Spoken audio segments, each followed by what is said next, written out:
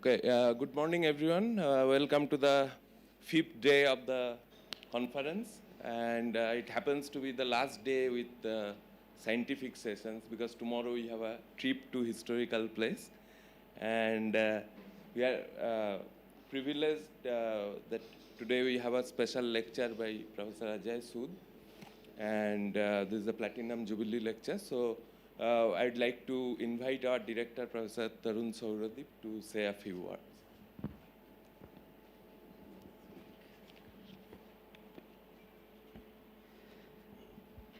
Good morning.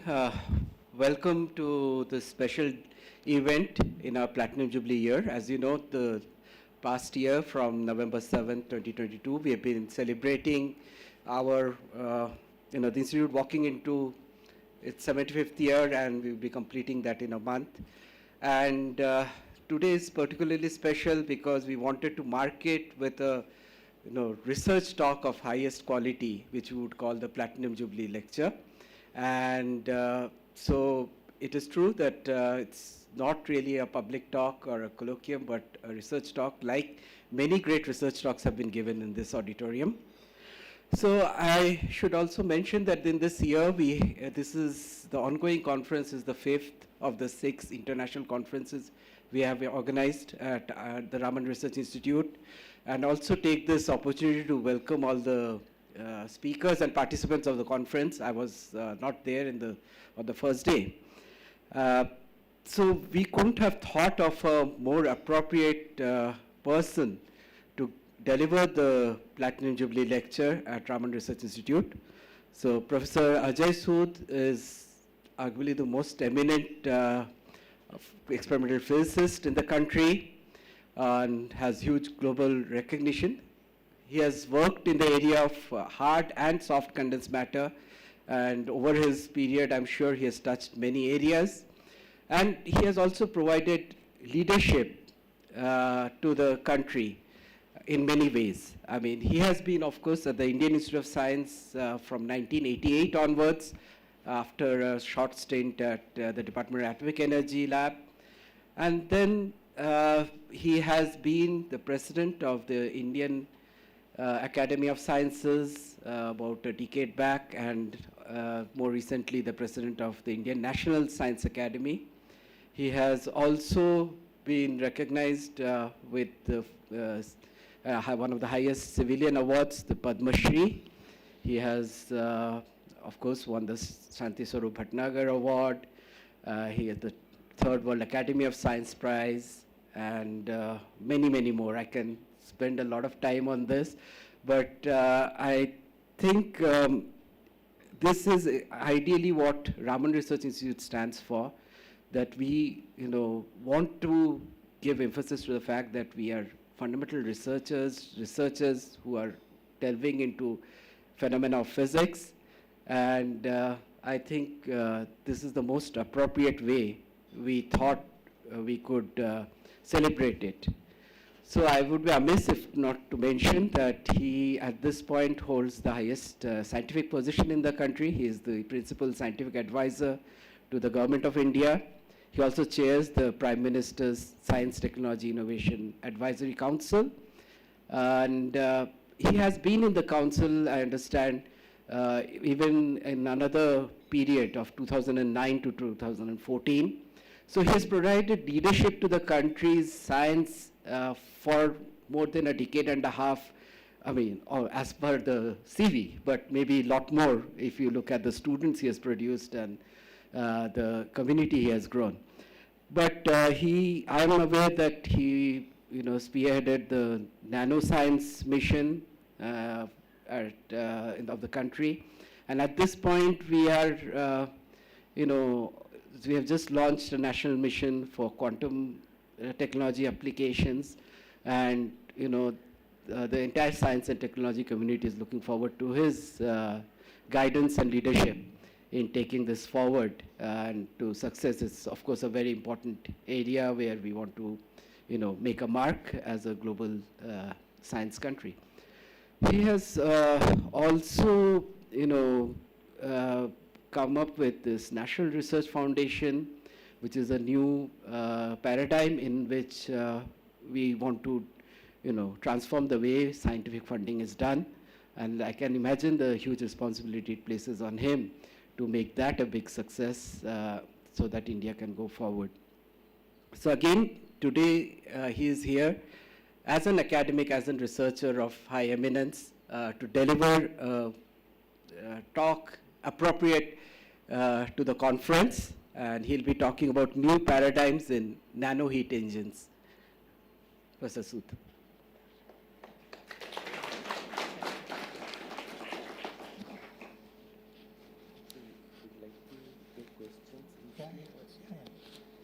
Anything? Yes.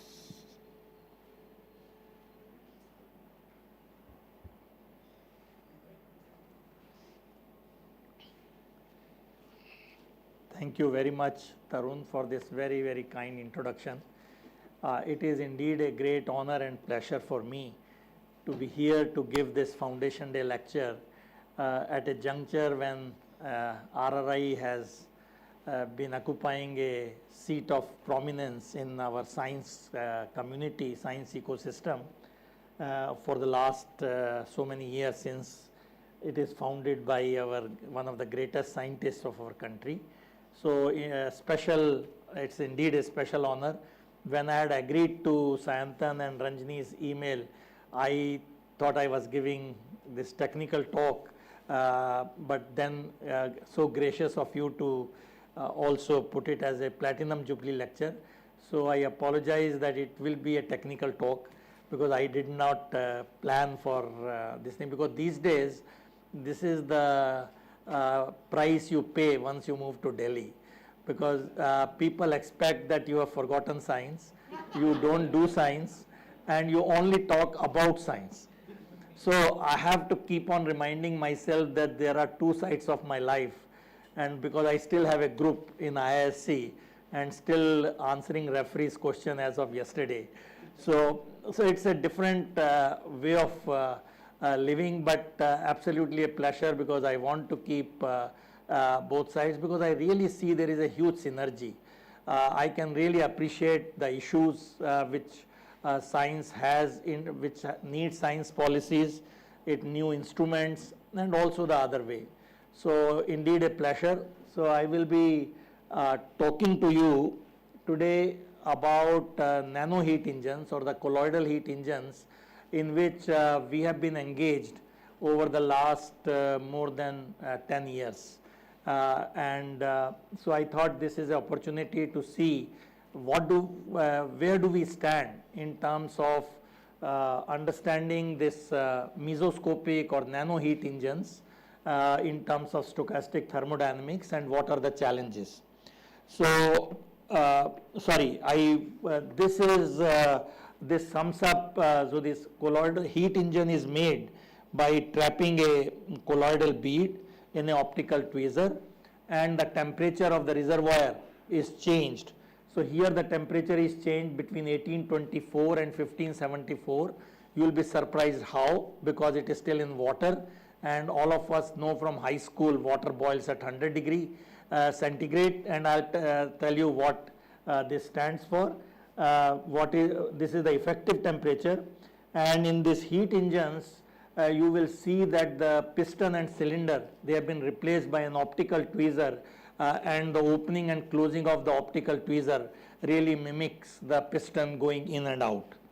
So let me first say the people who have done all the work.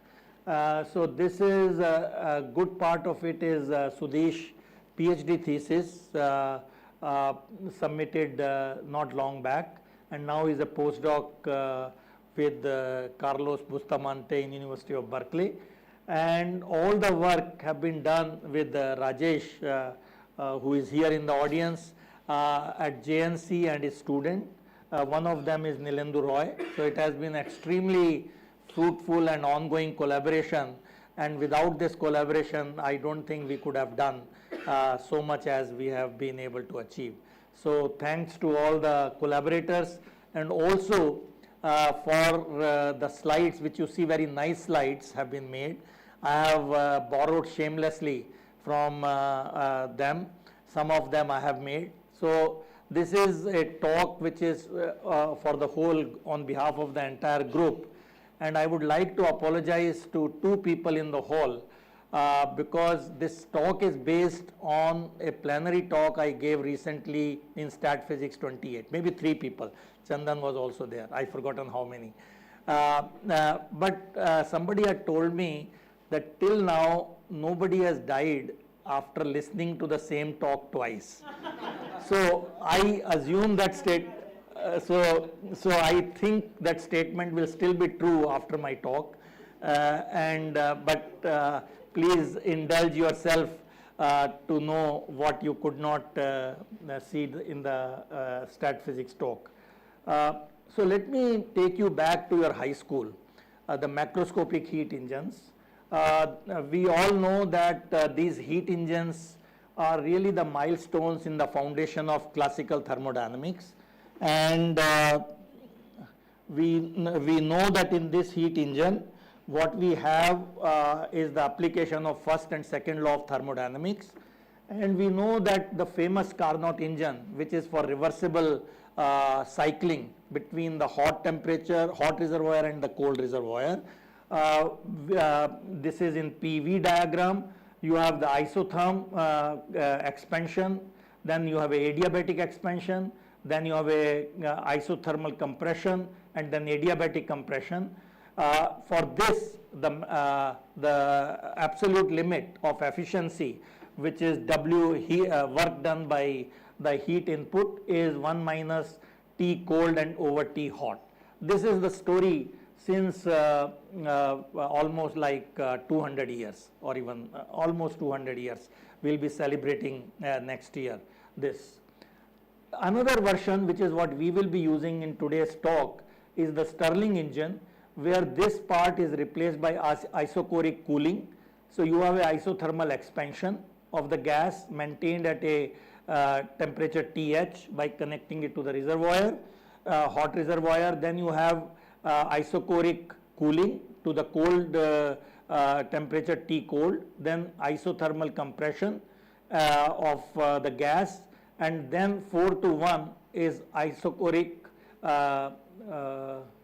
heating. I was wondering whether I have written heating. Isochoric heating.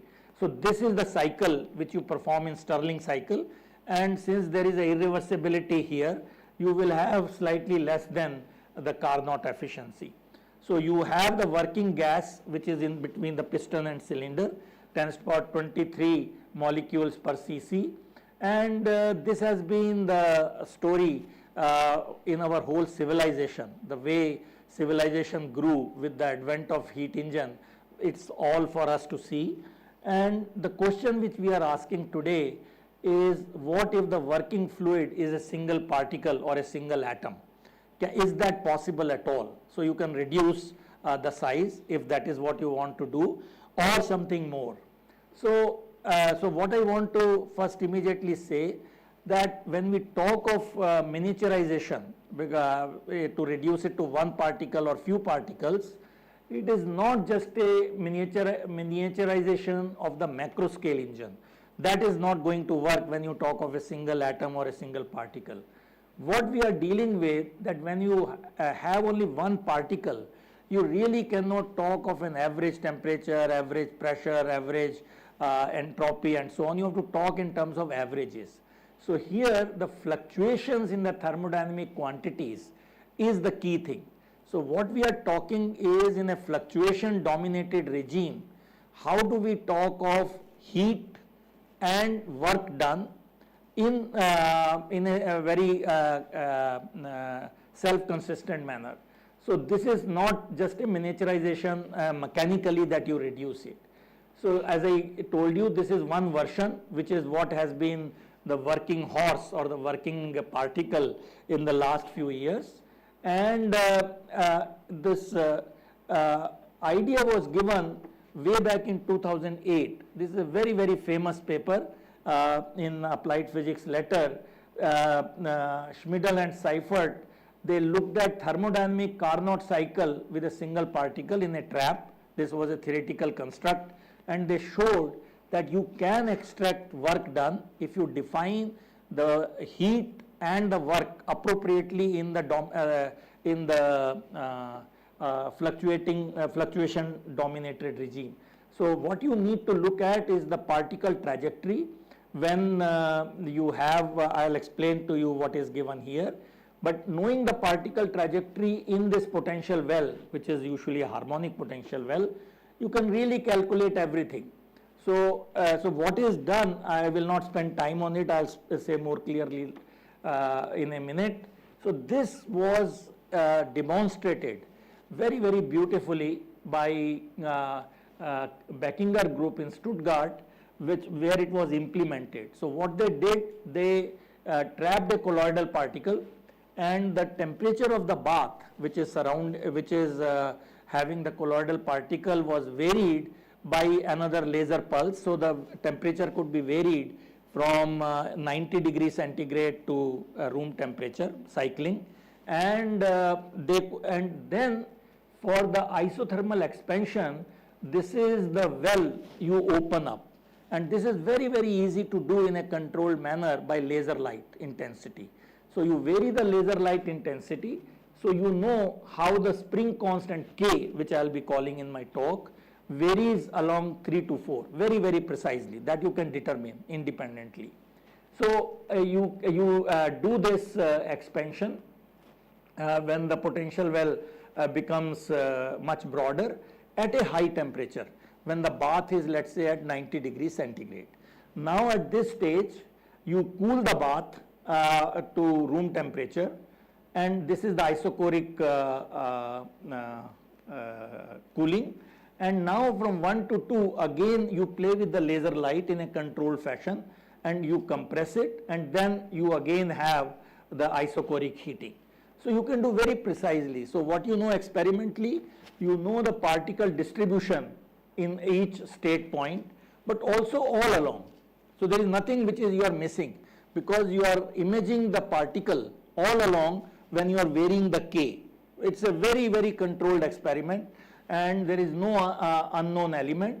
Once you know all this, then you can get the work done, and the heat I will just tell you in a minute. Let me show you again the slide so that it stays with you. This is the slide I will not show in the next 50 minutes. All this will be used repeatedly for various manifestations of the heat engine. So what you know, how the potential energy varies with time, you integrate, that is the work done, we all know. And you can, this is a harmonic potential, so you know easily how to calculate the work done. In heat, there are two elements. One is along the two paths, so isothermal heat and isochoric heat. Again, it's very, very easy to show this. So what you know is the particle trajectories, and you know how the K varies as a function of time. That's the experimental input. Then you can calculate unambiguously W and Q. If you have slightly more complicated issues, like more complication in terms of two engines coupled, and also you have to derive that, because this is something for a single colloidal particle trapped in a harmonic potential. But the methodology is known. Once you do that, they showed way back in 2012 that you can calculate the average power or average work done, which is the red graph. Here, just to say, our convention in the literature is W is negative when the work is performed by the engine on the reservoir, and the vice versa. When it is a refrigerator, you do the other way. So that's why you see that you get the maximum work done when the cycle time, this is the variable, is very large. This is what I will come back to it, because the next story is built up on that. So you get the maximum thing. At a shorter time, you can see that W is positive. Actually, the engine is stalling, and you are not getting the work out. Actually, it is the other way. You are working on the engine. And if you plot power, which is what is plotted here, the average W by cycle time, you can see that it will be 0 here because tau is very large. So you get 0 power output. Here also you will get 0 power output because it is stalling. So obviously there will be a maximum. So this maximum power At that time, if you look at the efficiency, which is W over Q, you can see that the efficiency is maximum at the quasi-static limit, and the place where power is maximum, the efficiency is less than the asymptotic efficiency, and which is again known mathematically what it is. And it exactly agrees for macroscopic engine and microscopic engines exactly. So there is no surprise. So this is I mean, when people started, it was a surprise that whatever you know for the classical heat engines is exactly obeyed even for one particle heat engine. Please keep this in mind. And more recently, Brownian Carnot engine has been demonstrated, because you know that for you need the adiabatic component also in addition to the isothermal expansion. And this again, okay, I don't have it here, probably, it's here. For adiabatic control, you can show that from the entropy that T square over kappa or K should be constant to get adiabaticity. And this is easily done experimentally. So they demonstrated a Carnot Brownian Carnot heat engine in the paper very recently, about 3 years, maybe 2 years back. Oh, okay, it's not that recent, 2016. Somehow I am stuck in time. I still think it's recent, but it's almost the time our paper came out on bacterial heat engine. Okay, this, they have used a very, very nice, clever trick of varying the temperature. So the purpose of this slide is to show that you can do this effective temperature not by physically heating or cooling, because that will be impossible to achieve, get this condition, but they do it by electrophoretic noise.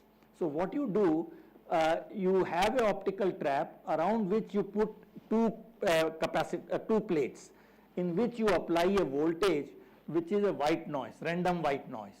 And you can easily show from Langevin equation, depending on the strength of this noise, depending on the V voltage, you can get an effective temperature, which is of course the bath temperature plus the strength of this white noise over this damping constant gamma.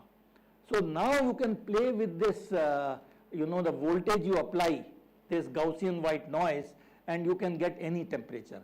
And this is what has been done in our recent experiment, which is what I was flashing, 1800 to 1500 variation in the first slide. I'll come back to it later.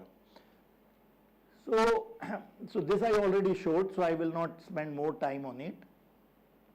I'll come to the first problem, which is the problem we were seized with in almost last 4 years. So what is known so far in the last 225 years, that this whole thing is a finite time thermodynamics, which you already can appreciate, because you will get reversibility only at a very long time when you have taken care of all the relaxation times and so on. But if your cycle time is finite, then you will have irreversibility built in, because there is an issue of demand and supply. So when you have that, and this is what I showed in terms of experimental data, the work done, of course it is negative for work done, gets maximum when you have very large cycle time, means reversible processes, reversible situation, and then it decreases. Same thing for efficiency. And I also showed you that this is something what is plaguing the whole field.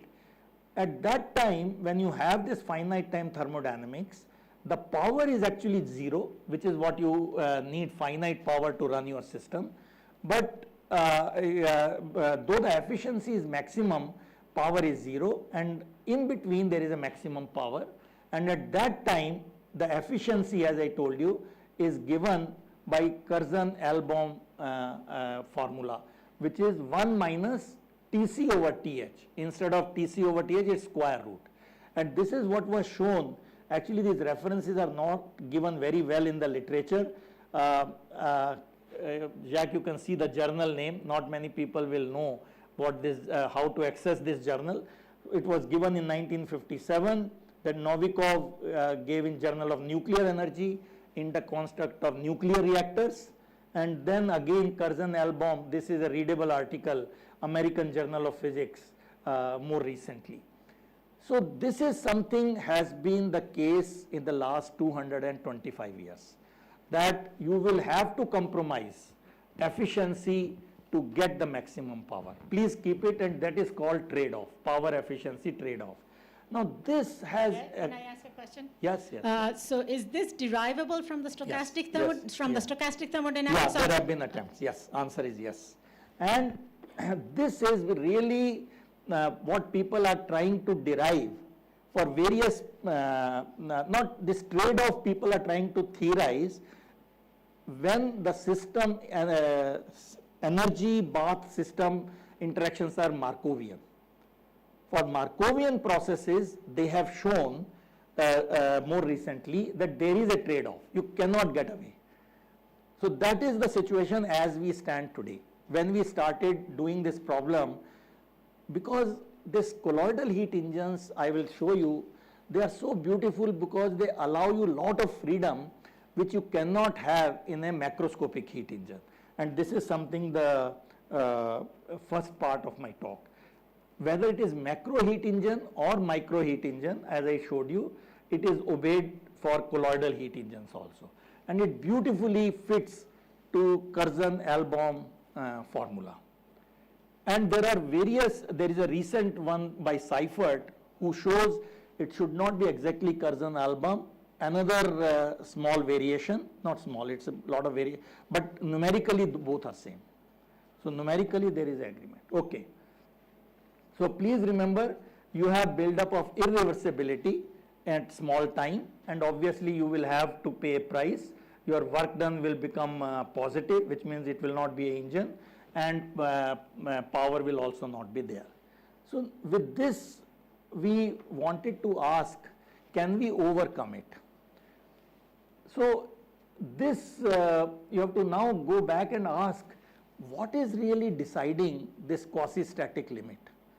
You will all immediately say, which is not something non-obvious, as long as the cycle time is much, much larger than the time scale over which things are happening, the heat transfer is happening between your engine and the reservoir, you will be in the quasi-static limit, because all the things would have been taken care and engine would have performed well.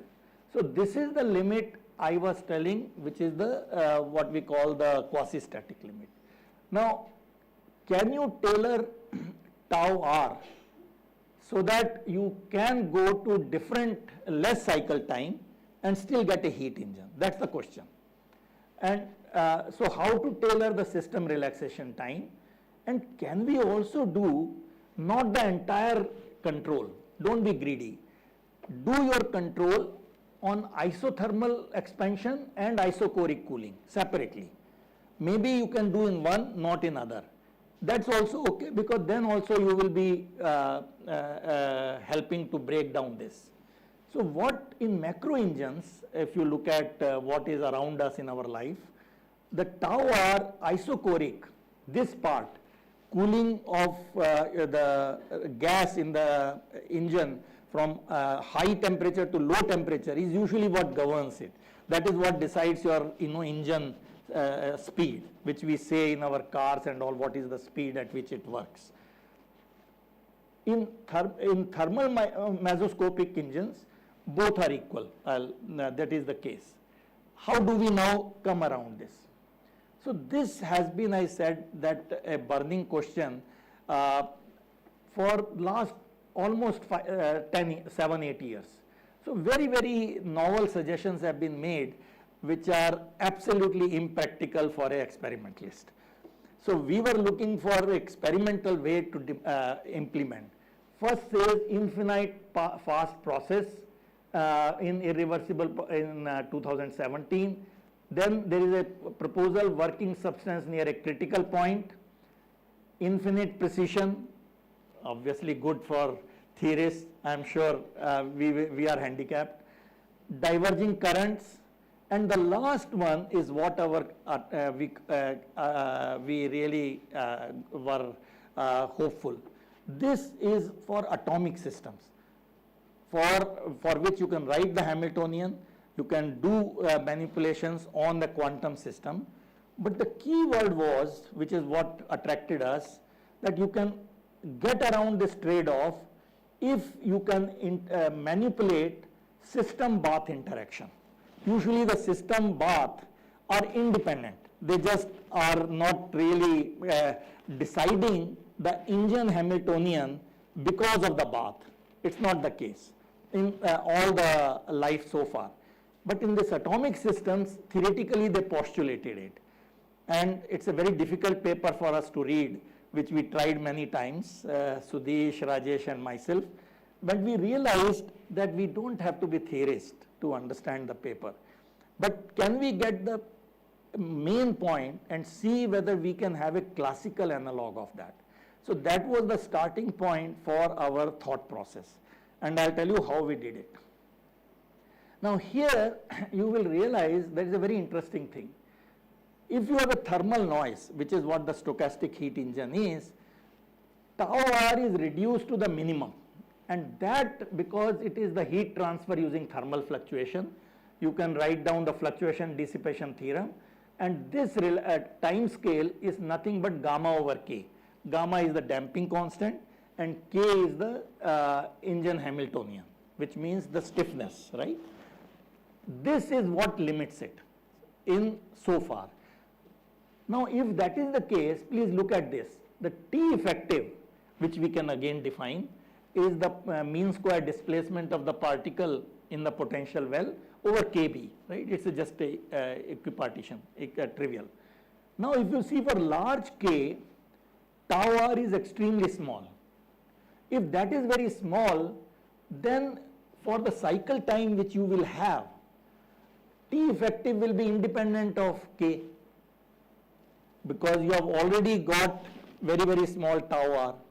So there is no hope. This is the regime which people have worked so far. You work with stiffness where this is really not coming in the picture. T effective is constant, which is a big help experimentally. Why? You switch, you turn on your noise, get whatever T effective you want, and your K does not change, right? Engine Hamiltonian does not change. But what happens if we work here? Can we bring additional noise to influence relaxation?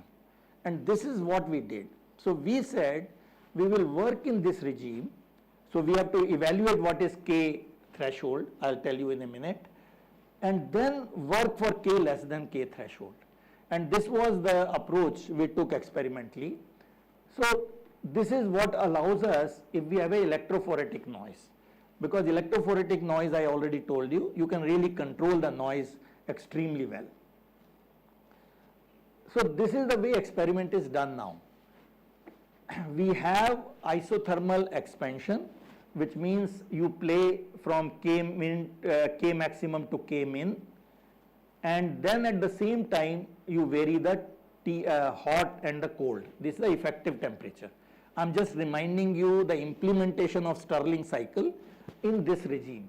So the experiment is done by putting two electrodes, and the colloidal particle is trapped in between them, and this is where we will be doing all the imaging to get the particle position, correct? It's experimentally, I hope it's clear. And we vary the noise, the voltage applied to the electrodes.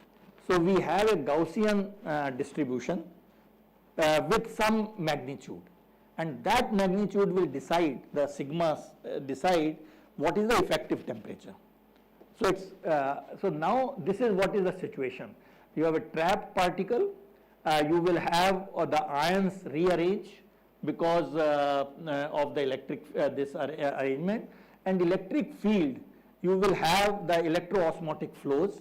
This is a field which is extremely well studied and extremely complicated, because there are many possibilities here in terms of time scale. I will not go into all that, but just to emphasize that there is an interaction now of the ions and the effective temperature and the way things arrange. But one thing is good, once it is a Gaussian white noise, if you look at the P of delta y in this, y is this direction, it is completely Gaussian, completely.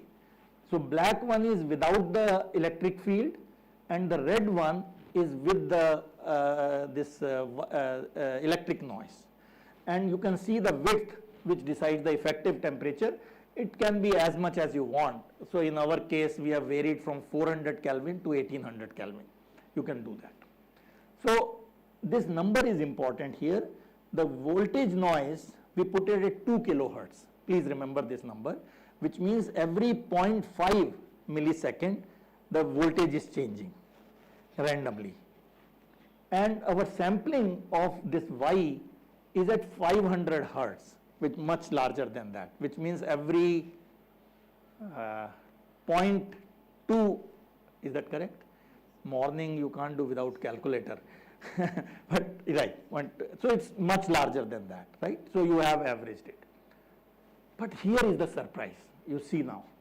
What we are doing, we are varying the V effective is fixed at a given, at K. So we have fixed K, laser light is fixed. We vary the V in these three experiments. So let's look at this. Depending on the K, how much laser light you are putting, I'm going slowly here so that you absorb the experiment, you do not get the same T effective. You look at that. For various values of K in this regime, your effective temperature depends on the engine Hamiltonian. But at larger K, which is what I told you in the last slide, there is no effect. And all the other experiments have been done in this regime, which means engine bath interaction was not there. This is the exciting part, and this you can see, this is for 5 micron particle with 2 voltages. For 2 micron, this effect is less, and if we put salt, this effect is even less. This can be easily understood because the rearrangement time of the ions around a colloidal particle depends on the particle radius. So if you reduce the particle radius, tau s will reduce, so effect will be less. And if you temperature is here, which we didn't vary, but this M naught is here, please remember. This is the ion concentration, the impurity ion concentration, which you can add or subtract. If you put more salt, tau s will be very small. So again you will have no effect. And this is exactly what we showed experimentally, that you can have a regime where you can have energy bath interaction due to this electro-osmotic noise. We have the electro-osmotic noise, now it is controlling the energy bath interaction because there is a coupling of the T effective and the engine Hamiltonian K. I hope if this part is clear, next part is very easy to move on. Once we do that, you can see other time scale. This is one time scale. Other, of course, these are the control parameters which we varied. And thermal noise is very, very fast correlation, 10 microseconds. So it's not an issue because our cycle time is up to few milliseconds. So this is not relevant. Applied noise, I already told you, 0.5 millisecond applied noise, and position sampling is 2 milliseconds. So now if you see, if you know K threshold in our case is 4 piconewton per micron. If your K is more than 4, engine bath interaction will not be there because I told you that this is flat. So please keep these numbers, then I'll show you the main results now. Oh, sorry. So again, our K maximum and K minimum in the heat engine varies from these two limits. In these two limits, your relaxation due to thermal noise would have been gamma over K times 2.3 because this is a 90% relaxation. It will be 270 milliseconds, which is known. There is no surprise. And for the other limit of this K max, it will be 99 or 100 milliseconds. So this is how given. So if this is the case, how can we reduce the cycle time? That's the point. And this is what I will show you, that now we make a Stirling cycle. You can see that T effective. Now you will ask, how do you do this experiment? Because T effective depends on K. So at every K, I adjust my voltage so that it is constant. I hope it is clear. That constant is 300 Kelvin, which means no noise. This is easy, but here is what is the control coming, around 425. And you can get a Stirling cycle in this protocol between these two K limits. But now what happens is, when we vary tau, so this is the key result, I will just take you over. We plot the average work done over, some of them are averaged over 50,000 cycles, some of them are averaged over few hundred. So you can look at the patience of the student who has done these experiments, because these colloidal particles do not stay in the trap for all time to come if you have not done your prayers right in the morning. So you have to do everything right, impurities, everything has to be right. If you do it correctly, over months, Sudhish has done these experiments, and what we get in the end is the following. This is the quasi-static limit. It exactly matches with theory. Whatever theoretical limit it matches at around 50 seconds. Then it starts coming down as expected, because this is what we know. But now at this time scale, tau L, which we are calling, you can see now something very exciting happening. Instead of going down and stalling the heat engine, actually it has gone up, even for a time which is 10 to 12 milliseconds. Look at the efficiency. Again, you know everything about the system. You know the work done. You know the heat calculated. Again, efficiency is maximum. This is the theoretical limit. Comes down. It should have gone below 0. But then it starts going up. And then you see it reaches the Carnot limit. Carnot limit is coming when it is 12 milliseconds. You can absorb this number, which is so surprising when we saw that, because we were working on this hypothesis, and lo and behold, it is really this engine-bath interaction, what I brought out in the last few slides, has an effect that it is affecting the relaxation time. Now, which relaxation time, I'll come you in a minute. That I have not told you. And you can see that efficiency has reached the Carnot efficiency. And you can also plot power, because you know W, you can plot power, which is here. You can see the power is increasing. This is the maximum. This is the Curzon-Elbaum value we verified. Starts coming down. At this tau L, you see other processes built in, and now you have reached so high power. And efficiency is 30%. So here, the power efficiency trade-off, which has been theorized and experimentally observed, has a way to overcome if you can play with the engine-bath interaction. That's the moral. Now, which time is reduced, I have to tell you, and not going into, okay, I think I have a tendency to lose track of time.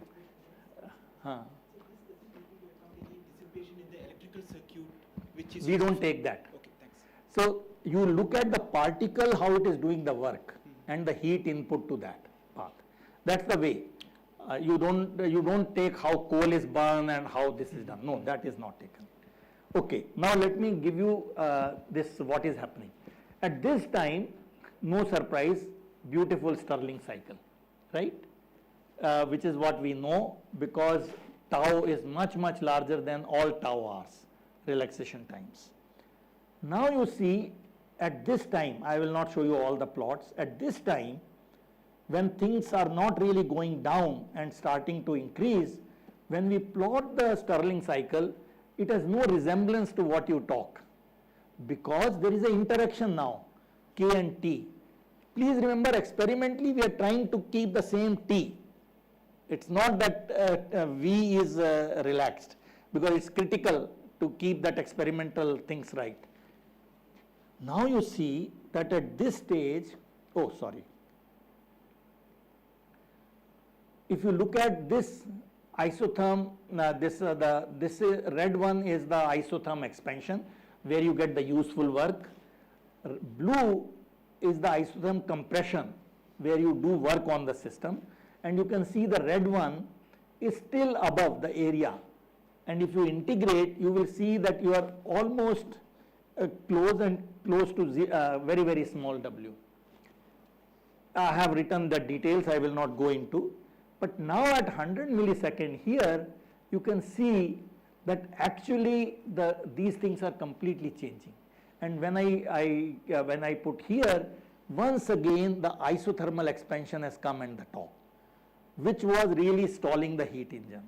So what is happening is in Stirling cycle thing I have shown you, and now let me, this is 15 millisecond, I did have a graph. You can see that it is this. This is a measured one. And please know that these points are averaged over thousands and thousands of this thing.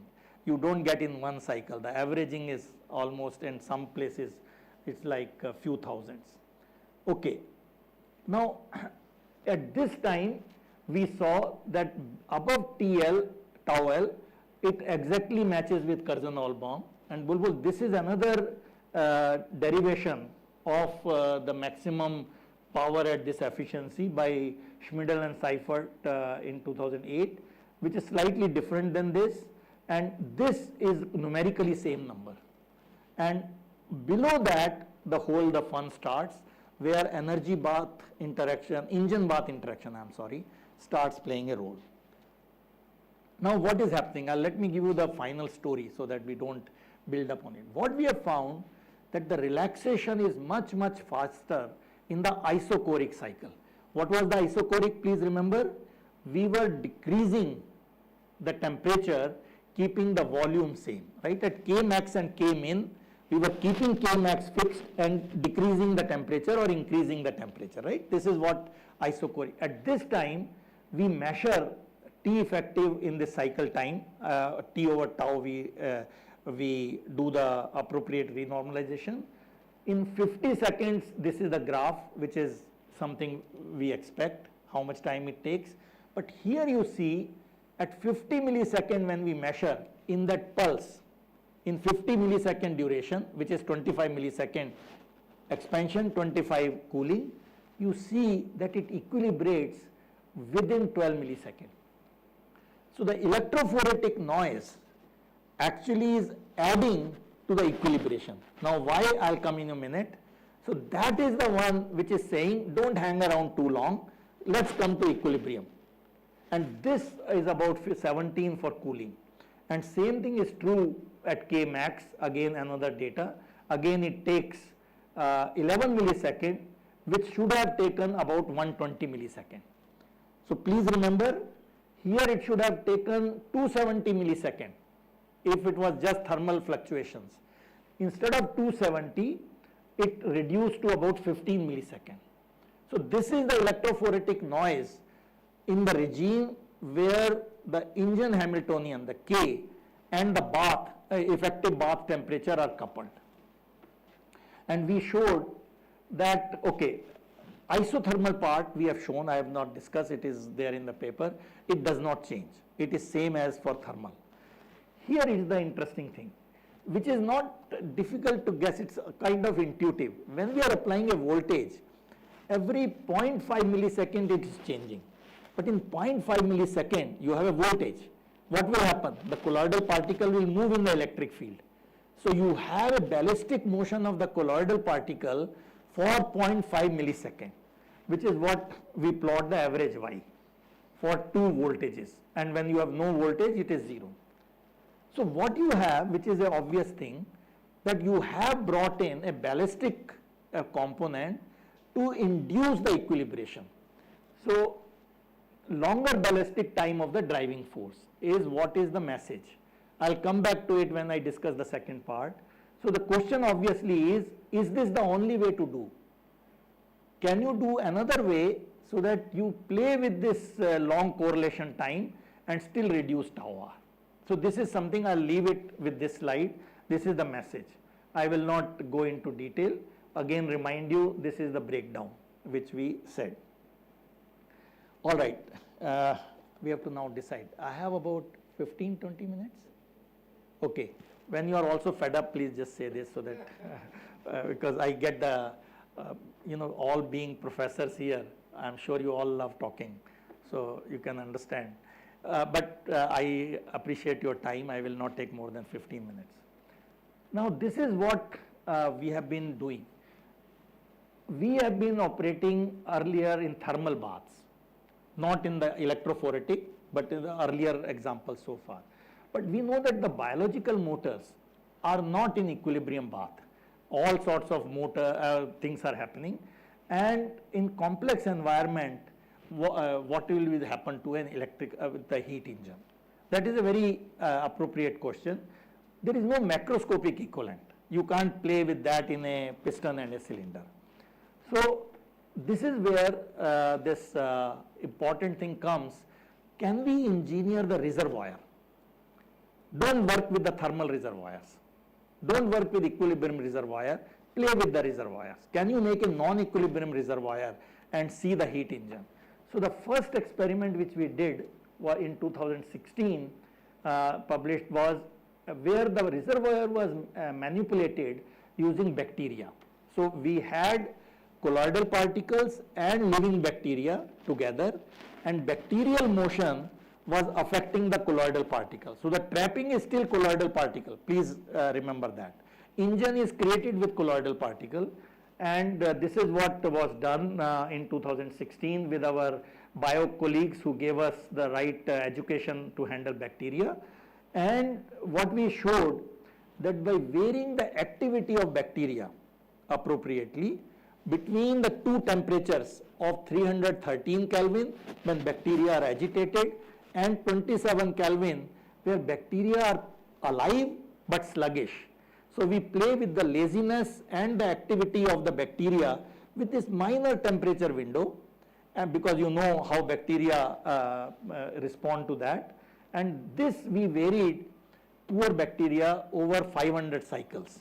So we made them live for 500 cycles or 1000 cycles as long as they could make, and we made a heat engine. Please trust me, it took 3 years of Sudhish's life to learn about bacteria, because when we started being a physicist, we were quite dismissive that what bacteria have to obey us, but they don't obey us. They die without telling you, and they behave without telling you. So we had a huge learning curve with our bio colleagues. Sudhish, hats off to Sudhish, he kept his patience, and we showed the heat engine. So instead of isothermal expansion, it is isoactive expansion. So the effective temperature is being decided by the bacterial activity in this part. It is constant. Here it is isoactive compression and then the two cooling. So this is something I thought I will not too much discuss. Bacteria are very active, bacteria are very sluggish, and you can see that the probability distribution is also varying. More importantly, it is non-Gaussian, and that non-Gaussian puts us a challenge. How do we calculate the effective temperature? Because we said kBT is equal to this width. What we took approach, which is one of the approach, not the ideal approach, we simply measured the variance, simply, and equated to an effective temperature. There are many ways to do it. We did this way because this way gives us a scale of the bacterial activity. And once we do that, experimentally we know whether the bacteria are active or not. So T active, please remember. So we are varying T active between the two cycles. Isothermal expansion, high activity, isothermal compression, low activity, and then cycle is done. And now this is the result. The average work done as a function of delta T active, because many experiments have been done, few hundreds of them. You can see this is one where there is no bacteria, 0.03 kBT, and now it increases, and at this temperature difference, this activity difference, it is almost like 100 times. So huge work done by bacteria on the engine. And this part I will not tell you. This only tells you that if the fluctuations were only Gaussian, this would have been the case. So, and this whole action is happening due to non-Gaussian noise of the engine. And efficiency, please see, this is without bacteria or dead bacteria, and then this is the one where it even exceeds the theoretical limit, equilibrium theoretical limit, because there is no reason to be stuck. This is a non-equilibrium system. Theoretically, nobody has derived what should be the value it should be, and this one is something huge work done, huge efficiency of this bacterial heat engine. So quick take home, they perform due to non-Gaussian fluctuations, and active engines only operated in quasi-static limit. All experiments were done when the cycle time was 22 seconds, quasi-static limit. Noise in bacterial bath is now both non-Gaussian and finite. It has a memory. Can you have variations of that? Can you say, I want this noise of reservoir with this kurtosis, this width, this skewness? Can you do that? Sorry, bacteria don't obey us. We have no control. So what Rajesh and his student did was build up on an earlier paper by Silverto idea, that now you take another laser beam along with your trapping beam and flash that laser, small power. So that laser is giving the noise, right? Because you have another laser power. That one at various delta A's with a distribution, you can easily show this will be like a effective noise. And this is the one which will decide what is the statistics of the displacement. So we keep the laser intensity same, we fluctuate the position. You can also play with the intensity, there is no problem. But here it is done with delta A. If you have delta A chosen from a Gaussian distribution, extremely small distribution, you can easily show that the effective temperature will be around 1300. If you vary the magnitude of delta A, you can see it's 1140, Gaussian.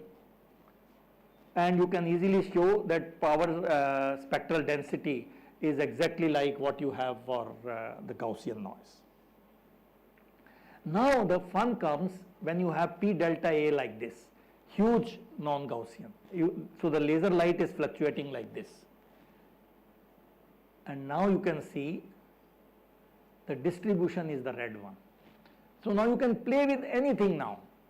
You can play with the skewness, you can play with the kurtosis, you can also play with the width. Now these two have the same width, so the effective temperature is same, but huge statistical differences. So this is the reservoir engineering which I wanted to mention and give you one example of Gaussian of this beautiful experiment what we have used. So again you can now get anything.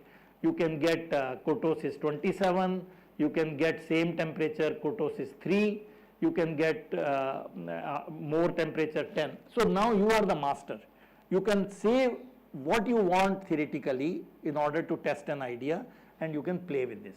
So Rajesh and Nilandu, the work of Nilandu, they showed that now you can make a Stirling cycle where you are varying from the non-Gaussian white noise, no memory, to a Gaussian part, and what will happen.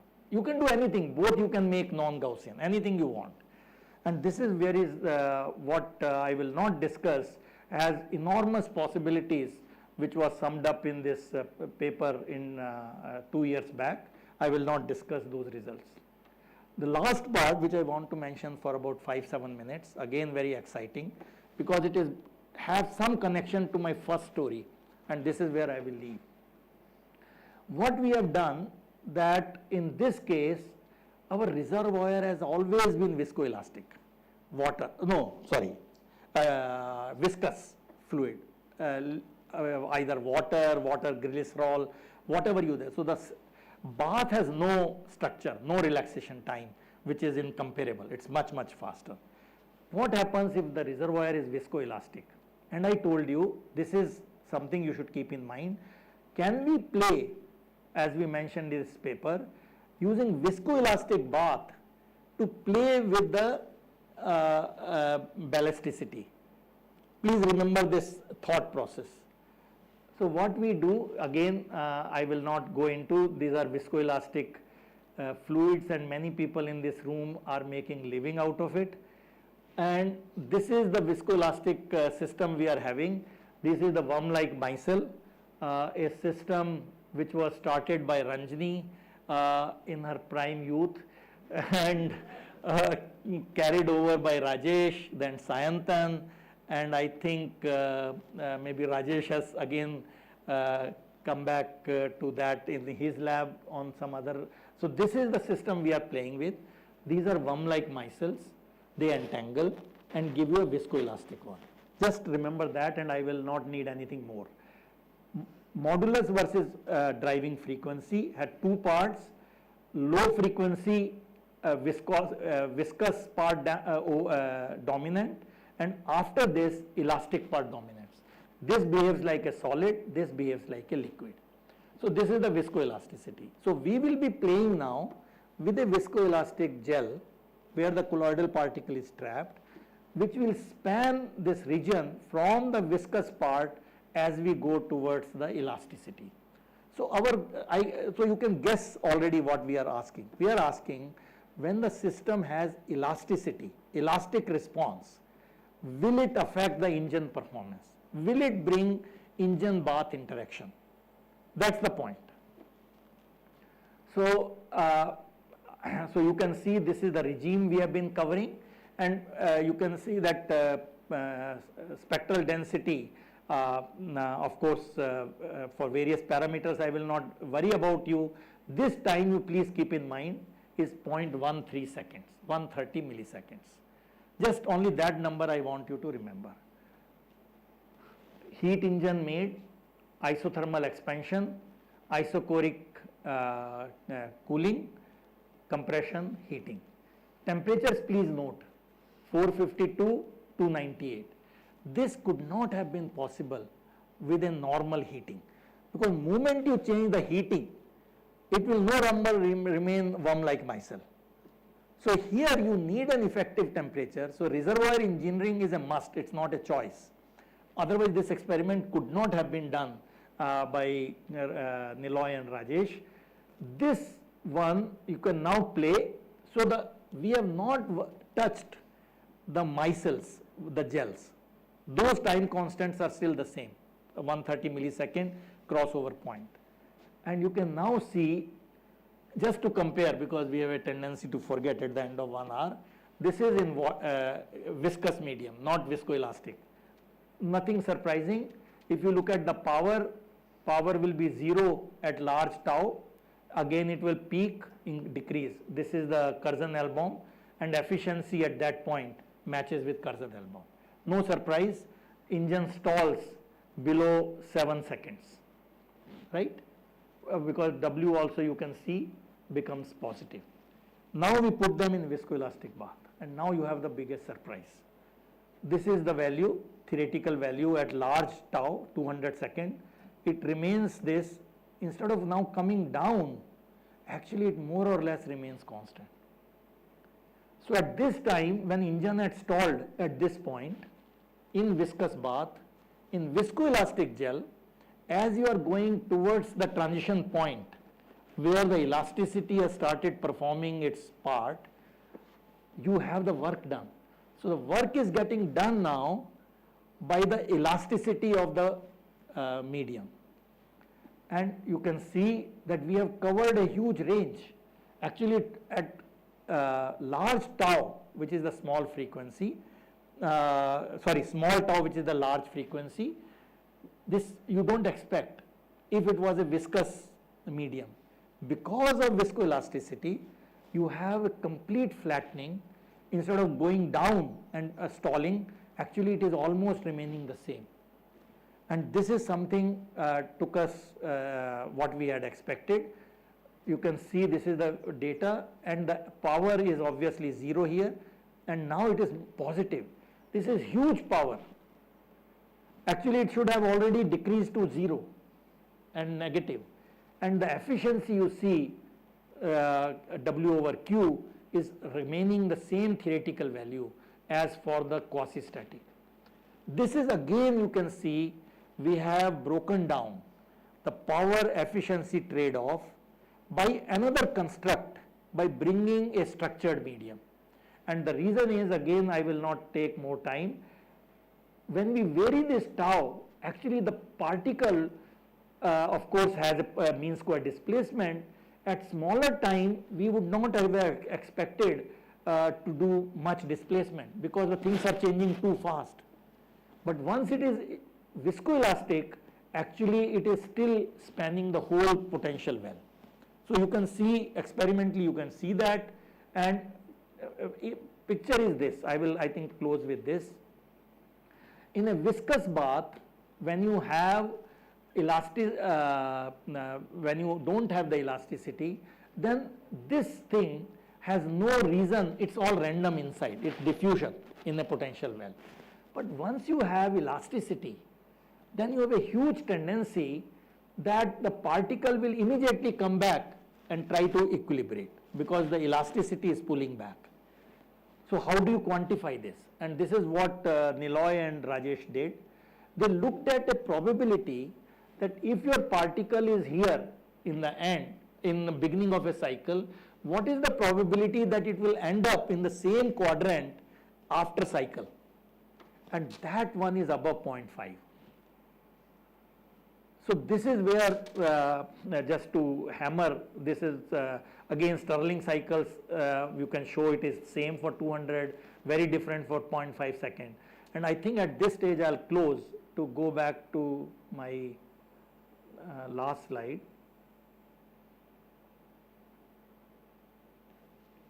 So the goal was to show you that this engine bath interaction which we manipulated in our experiments, because it is a mesoscopic engine, not the macroscopic engine, we have a control. It allows to overcome power efficiency trade-off via electrophoretic noise. We also showed you that reservoir engineering you can do, which I call photon phantom, which Rajesh doesn't agree, but it's like a phantom. You are just putting additional way to control, allowing tuning of reservoir noise statistics, structured fluid bath, the last part, second part of my talk where elasticity comes into play. And this is the part which I did not say, where we brought two engines together. And when we brought two engines together, even in a thermal bath, what will you expect? You will say, if my bath is in equilibrium, my total work done cannot be more than 1 + 1, because that is the 0th law of thermodynamics, because otherwise you will violate thermodynamics. If you have a non-equilibrium system, you can violate that. And what we showed, when you bring this together, actually it is almost like a motor, because there are the currents generated, which is called Brownian vortices, which is the system is churned. That brings the coupling of these two, and you get much more than the isolated one. And that is what we showed. And now there are so many possibilities which are happening. What happens if you have internal degree of freedom of your particle? You have only one particle. Now you can play with the polymer, you can attach a DNA tether. All those things are the ones which are happening in Rajesh lab. So I'll just close it. This is the one which just got accepted. Bulbul, this is the only change in my slide. At that time this was not there, so in last few days it has come. This one we should be hearing soon. Revision has been submitted of this viscoelasticity, and this appeared last year. So I think with this, let me thank once again all of you for this very patient listening. And I couldn't have been here to give this talk but for the collaborators who are doing all the work. So thank you, and congratulations again on the Foundation Day, and if there are questions I'll be happy to take. Sorry, you had given me 1 hour. I hope I have not exceeded. Yeah.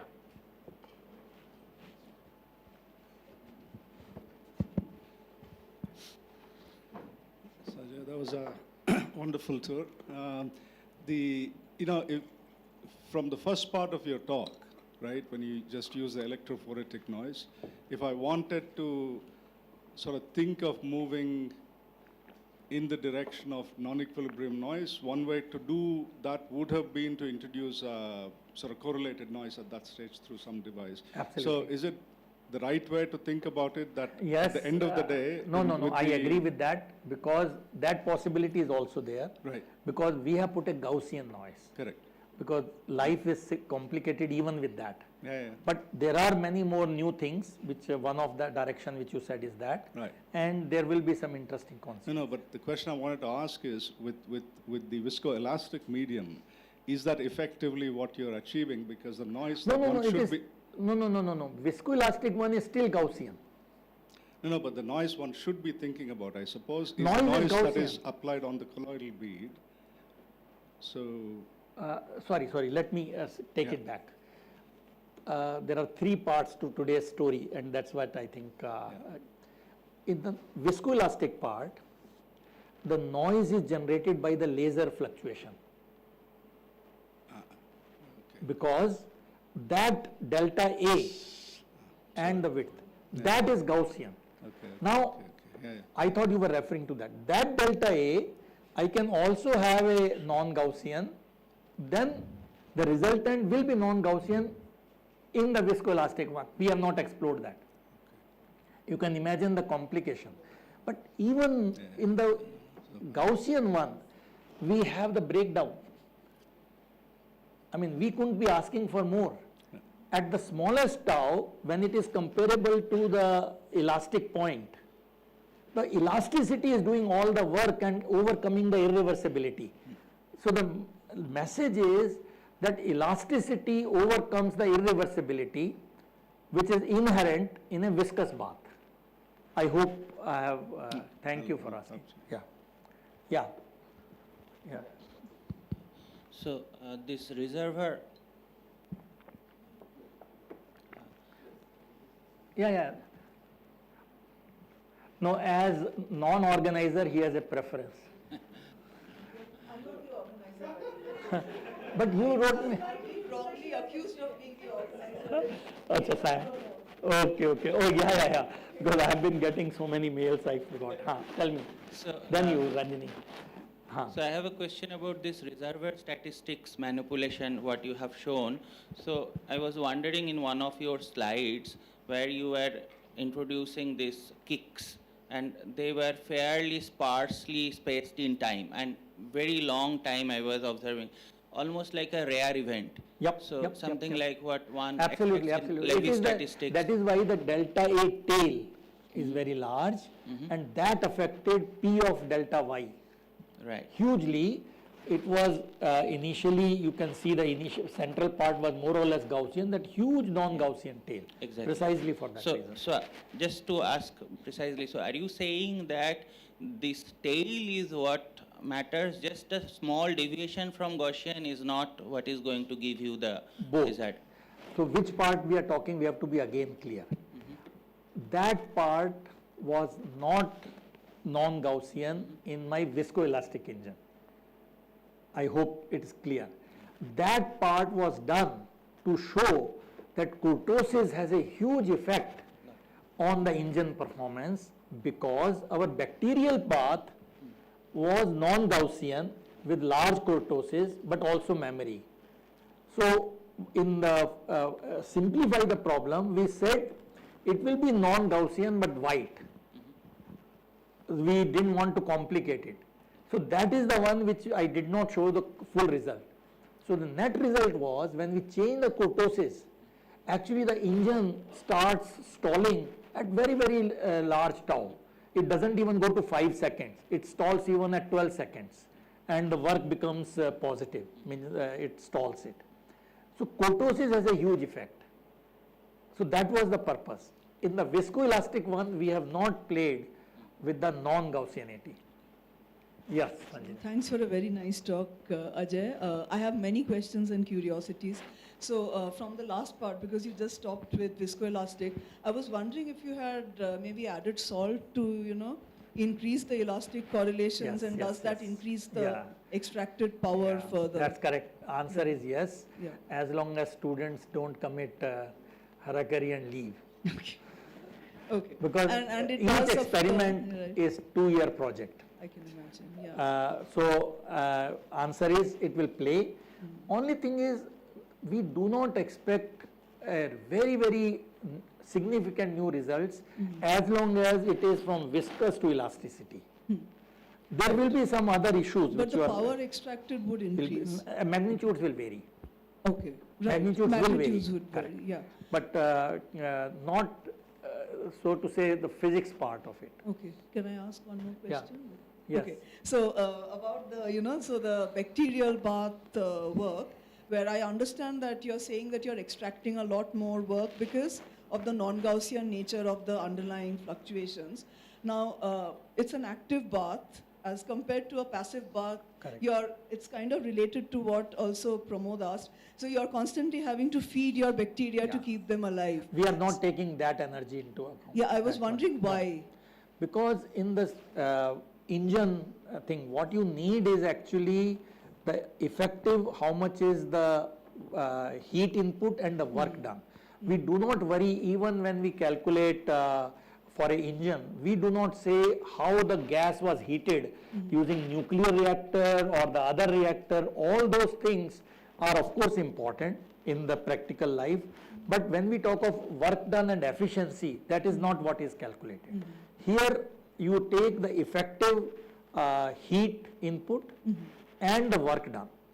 Okay. That's all what is taken in the engine this thing, but not because bacteria are also spending a lot of energy. So we are not taking that into account. Are they reproducing during your 500 cycles and? That's what I said. Yeah, I didn't yeah. show you the data. Okay. The fluctuations are huge. Sorry, I Yeah. should not give you an impression that it's a very nice data. If you plot the W per cycle, it goes all over the place because it's very stochastic. The average is what I was showing you with the huge error bar. I don't know if you Right, noticed. right, right. So that is intrinsic to the Okay. engine actually. Okay, thank you. So this efficiency when you calculate it, so it's basically like the work done by the heat. So did you actually first compute the average of the work done and the average of the heat and then took the ratio, or Yes, Uh, in our experiment. in action? Yeah. So you could also like compute the stochastic work done and Yeah, so we have plotted P of W also. no, in the what I paper. meant is that P of W by Q. Huh. So the in Yeah, principle so that we, need not be all these possibilities, actually we do plot P of W Okay. and how it is non-Gaussian and how it shifts. No, what I meant is that did you also, I'm wondering whether it's possible to also find the P of the efficiency? The Yes, answer is yes. No, answer is yes. Yeah, yeah, yeah. Answer is yes. Yeah, okay. We have not done it, but it is answer, we have the data. Okay, at least for the this electrophoric audience, Sure, it is. sure, probably answer is yes. Sorry. All right, so that was a really beautiful talk, and it was primarily motivated by abstract questions in statistical physics. And it almost seems like you were just making things up and creating something very artificial to study an abstract question. But it's not at all abstract, because in the real world, Yeah. there are small-scale motors Yeah. that have non-Gaussian noise in a viscoelastic environment, and those Yeah. are the motors inside of a cell. Yeah. And I was hoping that maybe you could speculate for us a little bit about Okay. what you might be able to say about. So, They're not heat engines, but there are motors. Well, but anyway, yeah. So, so actually that is the introduction of our paper, whatever you are writing, motivation. oh, it's the motivation. Of our paper which will appear soon, Okay, okay? so tell us. Yeah. So answer is yes, it has that, but there are differences. But the viscoelastic bath is not a new thing in the actual environment. For the reason you said, the cell environment is not all fully viscous. How much of it you can learn from this, I don't know the answer. Maybe Jacques can articulate. But there is in the cyclic heat engine is what we have shown. But if you are talking of the motors, not the cyclic one, what effect will have, I don't know the answer. The efficiency of a molecular motor doesn't obey Carnot at all. Yeah. It's essentially isothermal motor, and it's different. Altogether, it's a different physics. Yeah. So we are only talking of the cyclic heat engine. Correct. Yeah, you had a question. Yes. Yeah, thank you. That was beautiful. So you flashed a slide after this one. Which Oh, you did notice. You have a good eyesight. This And is the and slide, this- Rajesh. Rajesh, can we discuss? Okay, so I mean, Okay. I can imagine, so since it flashed by, I've been sitting here thinking. This is about the it. one Ex- which you will hear in So- next year's talk by Okay, Rajesh. but I can imagine an argument where the collective behaviors destroy the effect, and I can imagine scenarios where they enhance the effect. So here And you I'm can curious which see, it is. you can see an experimental construct which Rajesh and Niloy have done. What they have done is they had made a colloidal polymer. Okay, not the normal polymer, colloidal polymer, combining all these colloidal particles. So it's a very flexible colloidal polymer. Now the idea here is you can trap this part, you can trap this part. You can vary the trap stiffness. And if you vary the stiffness of one trap, what happens to the other one is what is shown here. When you vary that, actually the other one does beautiful work. This connection, and you can now play with it. So you can make a full heat engine out of this. But the beauty here is the engine which I created for you, if you ask me, will it do some useful work? Can I run my car on it or something on it? We don't know how to do that, right? The colloidal heat engine. So the practicality of that is yet to be worked out. But one of the idea is you can have a colloidal particle in a trap, you can have something connected like a DNA or something which is mentioned in one of the review article, and it's like a flywheel, attach something to the other one, and this does all the work and carries your cargo when this is doing the cycling. Here it is experimental realization of that idea. What we are doing is we are trapping this. You can now play with the entropy of the chain, and you can do many things, heat engine with internal degrees of freedom. So this is the trailer of the work. Maybe this is. Rajesh, did I capture it right? Yes. Maybe this question is connected with that perhaps. Is there a sort of upper limit on the size of the system in which you can see these beautiful effects? Okay. Is there any intrinsic? Yeah. No. Very good question actually. We have played with the colloidal particle sizes. Less than 1 micron to 5 micron is no issue. It is very important when you want to talk of the engine bath interaction, because that decides the time in which this interaction is possible. For the other engines, it is not an important parameter. But I don't know, many of you will be knowing, a similar idea has been shown almost 8 years back with an atom. Instead of an optical trap, they have this what these people use, the atomic trap, and they have made a Gaussian heat engine as a demonstration. But that's where it is stopped. So that work is very beautiful, single atom. That is what is done here with colloidal particle, which has much more flexibility. Because in atomic systems, how will you play with the reservoir, how will you play this, it's not trivial. Here it is much easy because you have increased your length scale and many other possibilities. But very good question. Atomic heat engines have been made. Sorry. Engine has been made. There is only one paper, and after that it has never been followed. Yeah. Yes. Yes. Yeah, no, I just wanted to ask a very simple question on the bacterial engine one. But the first thing is, did you need PETA clearance for it? I mean, did you need clearance from the animal rights activists, for using the bacteria? I'm just Good question. We have not declared like Hindi movies, they say no harm was done to animals. Okay. So here we have not declared because bacteria have not yet come in that domain. Okay. If they come, we'll have to declare. But trust me, these bacteria have a mind of their own. So I really, they'll ask for clearance, so maybe you tone it down. Yeah. So I have a more serious question than that, which is actually, I mean, because it's not my field, but, this heat engine that you showed, I think the difference in temperature was because of the difference in the activity level, right? So In the bacteria one? Yeah. Yeah. So they were very active at the high temperature and very, sluggish at the low temperature and so on. high and low were differing only by 20 Kelvin. 20 Kelvin. So now the question is, can you reverse this problem and actually use this as some kind of a sensor for, sensing the activity of bacteria a bit more continuously maybe than just this jump from one to the other? Yeah, so answer is yes. Actually, if you see our quantification of T activity is what we do for one particle in a given temperature.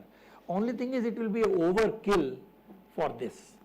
I mean, you can do whatever you want with this, but that will be overkill as a sensor. But maybe there can be some very unique usage in biological sense. Yes. That I think one has to see. If you can trap this colloidal particle inside a living cell, let's say in the bath, and do something with it, maybe, you're right. And the motors will play the role of the bacteria, possibly. Thanks, Jay, for the wonderful talk. In the first part, the colloidal heat engine, when you were showing us the heating and cooling cycles, and when you approached the Carnot cycle, so the heating and the cooling curves did not intersect. But when you were at the efficiency where you had high efficiency, the heating and the cooling curves were intersecting, the red and the blue curves. Yes. I wonder if this is something generic for non-equilibrium heat engines? Because at You equilibrium, are they talking can't. of the first part of The first part of the... Yeah. So the first part of the talk, it depends on what is the time scale of relaxation, what is tau s, the ion reorientation time, and the coupling between T and K. All that decides the trajectory, and that depends on the combination of all the three time scales, and this is what is reflected here. Though we are trying to keep the T effective same, please remember, experimentally there is no letdown, but the point is the system does not have time to respond. That's why it does not really have this. So everything is okay till 20 seconds, everything follows, but below that, or below 1 second actually, or 5, I've forgotten now, then all these things start. And they can cross each other, there is nothing.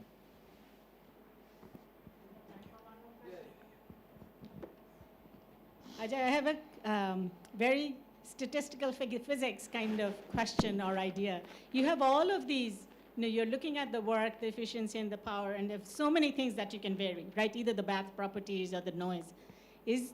Can you think of a way of scaling these things on top of each other so that you understand, is there a scaling collapse that one can do with, let's say, the kurtosis and the viscoelasticity and... Yeah, so that there can has not been organize? any attempt on that, but what you can do as the simplest thing, you can plot P of W distributions. If you want to see how they scale, if some things are varying in the last example and all, maybe yes. But the point you have to see, these are, you can talk in terms of probability distributions of these quantities. No, I was thinking more just macroscopic observables, but if I, let's say, vary the kurtosis in one direction and the viscoelasticity in the other and get the same Nobody has done. macroscopic No, property. I got that answer. Very, very exciting, but no even hint of what to expect. But this is just to tell you that now the experimental tools have been developed where you can control things very well and try to attempt the questions which theorists can ask. That's the whole idea of the talk. Yeah.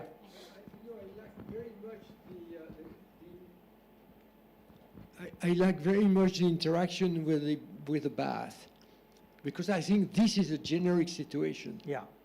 Because a real bath does not exist. Yeah. And so I think it's fantastic to study this interaction with the bath. I think it's very important. Yeah, absolutely. So thank you. Thank you, Jack. Other question? Students?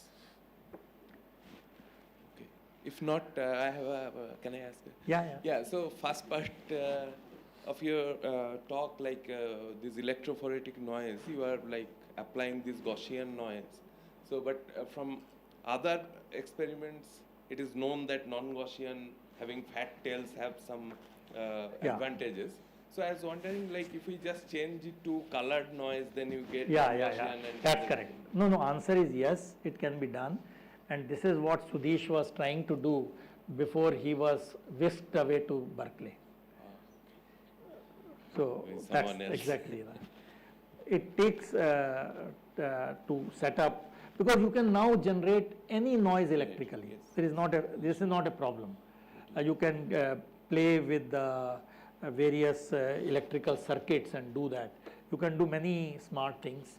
But so we were trying to do first with the non-Gaussian one.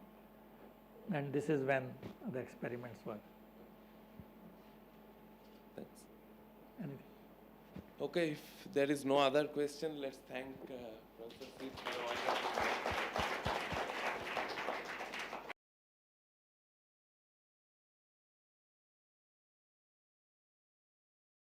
For a fascinating talk. I mean, it's amazing. I'm not in the field, but you know, it's very exciting to see this kind of very deep work and you know, the experimental realization.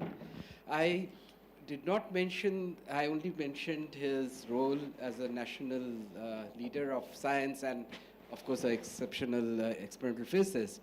But I should mention that he has very deep connections to the institute. So in some sense, the Platinum Jubilee lecture being given by him is, you know, in two ways very important, because he has been a member of the governing council since 2006, and he had been the chairman of the governing council for 5 or 7 years, I think, before he left for Delhi, as he says, in a different role.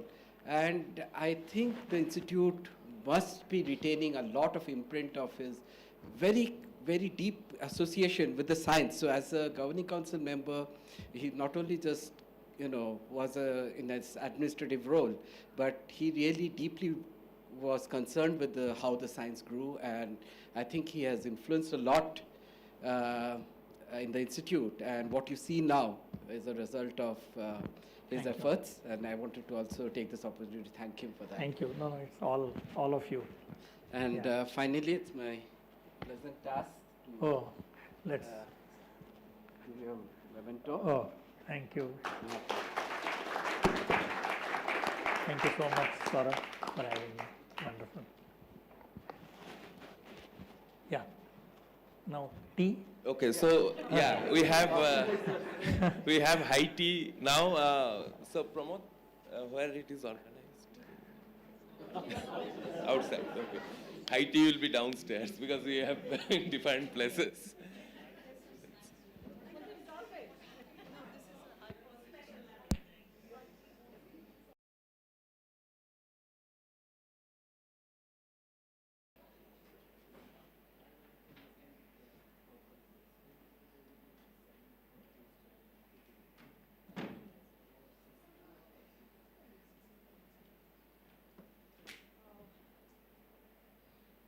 Yeah, so this worries me now because it caused it to crash before. So I think I'm going to skip. I'm going to skip it because it caused it to crash before.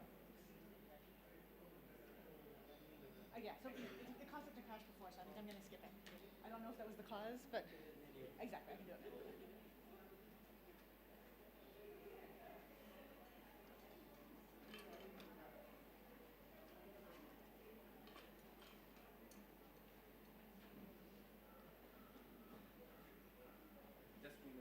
Okay, that's fine. Let people get here. Yeah, yeah, yeah.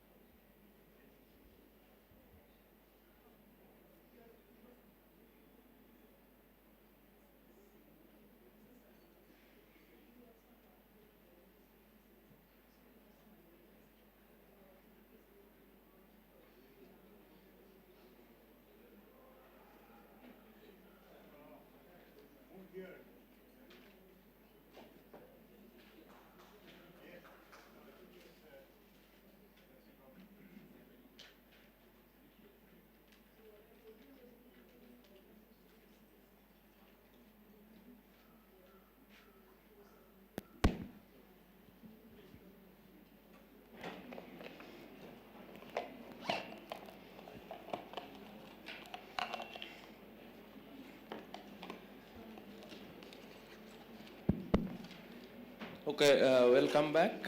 So our next speaker is Karen Daniels from North Carolina State University. All right, so thank you so much to Shantan and Pramod for inviting me. It's a bit serendipitous that I'm here. Is this echoey? It's okay? A little bit lower? Yeah. And so I've come here on a Fulbright fellowship for a semester, and I'm realizing like my goal to join Bangalore for several months is largely because Raman created this institute and attracted all these liquid crystal people, and those became soft matter people, and this is why I know of Bangalore as the home for soft matter. And so that's something that's been really enjoyable to learn about the history these last couple of days, and like that's the origin of why I'm here to a large extent. Okay, so I'm going to tell you about granular materials, but also a bit about some stuff that we print as amorphous materials as well.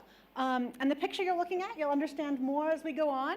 But for the moment, I will pass around a version of this that you can play with. To use it, point it at one of the windows, squish around on it lightly, and as the talk goes on, I'll explain to you what you're seeing. Okay, but these are my spy grains. All right. So yesterday I was on my don't everyone work on cells. So a few things about that. So, okay, I'm a klutz. I have scraped my knee more times than I care to imagine in my life, and yet I'm going to tell you that the Earth is soft. And of course, the reason is a matter of time scale, right? That over long periods of time, right, tectonic plates, move around, right? And there are some faster flows as well on the Earth.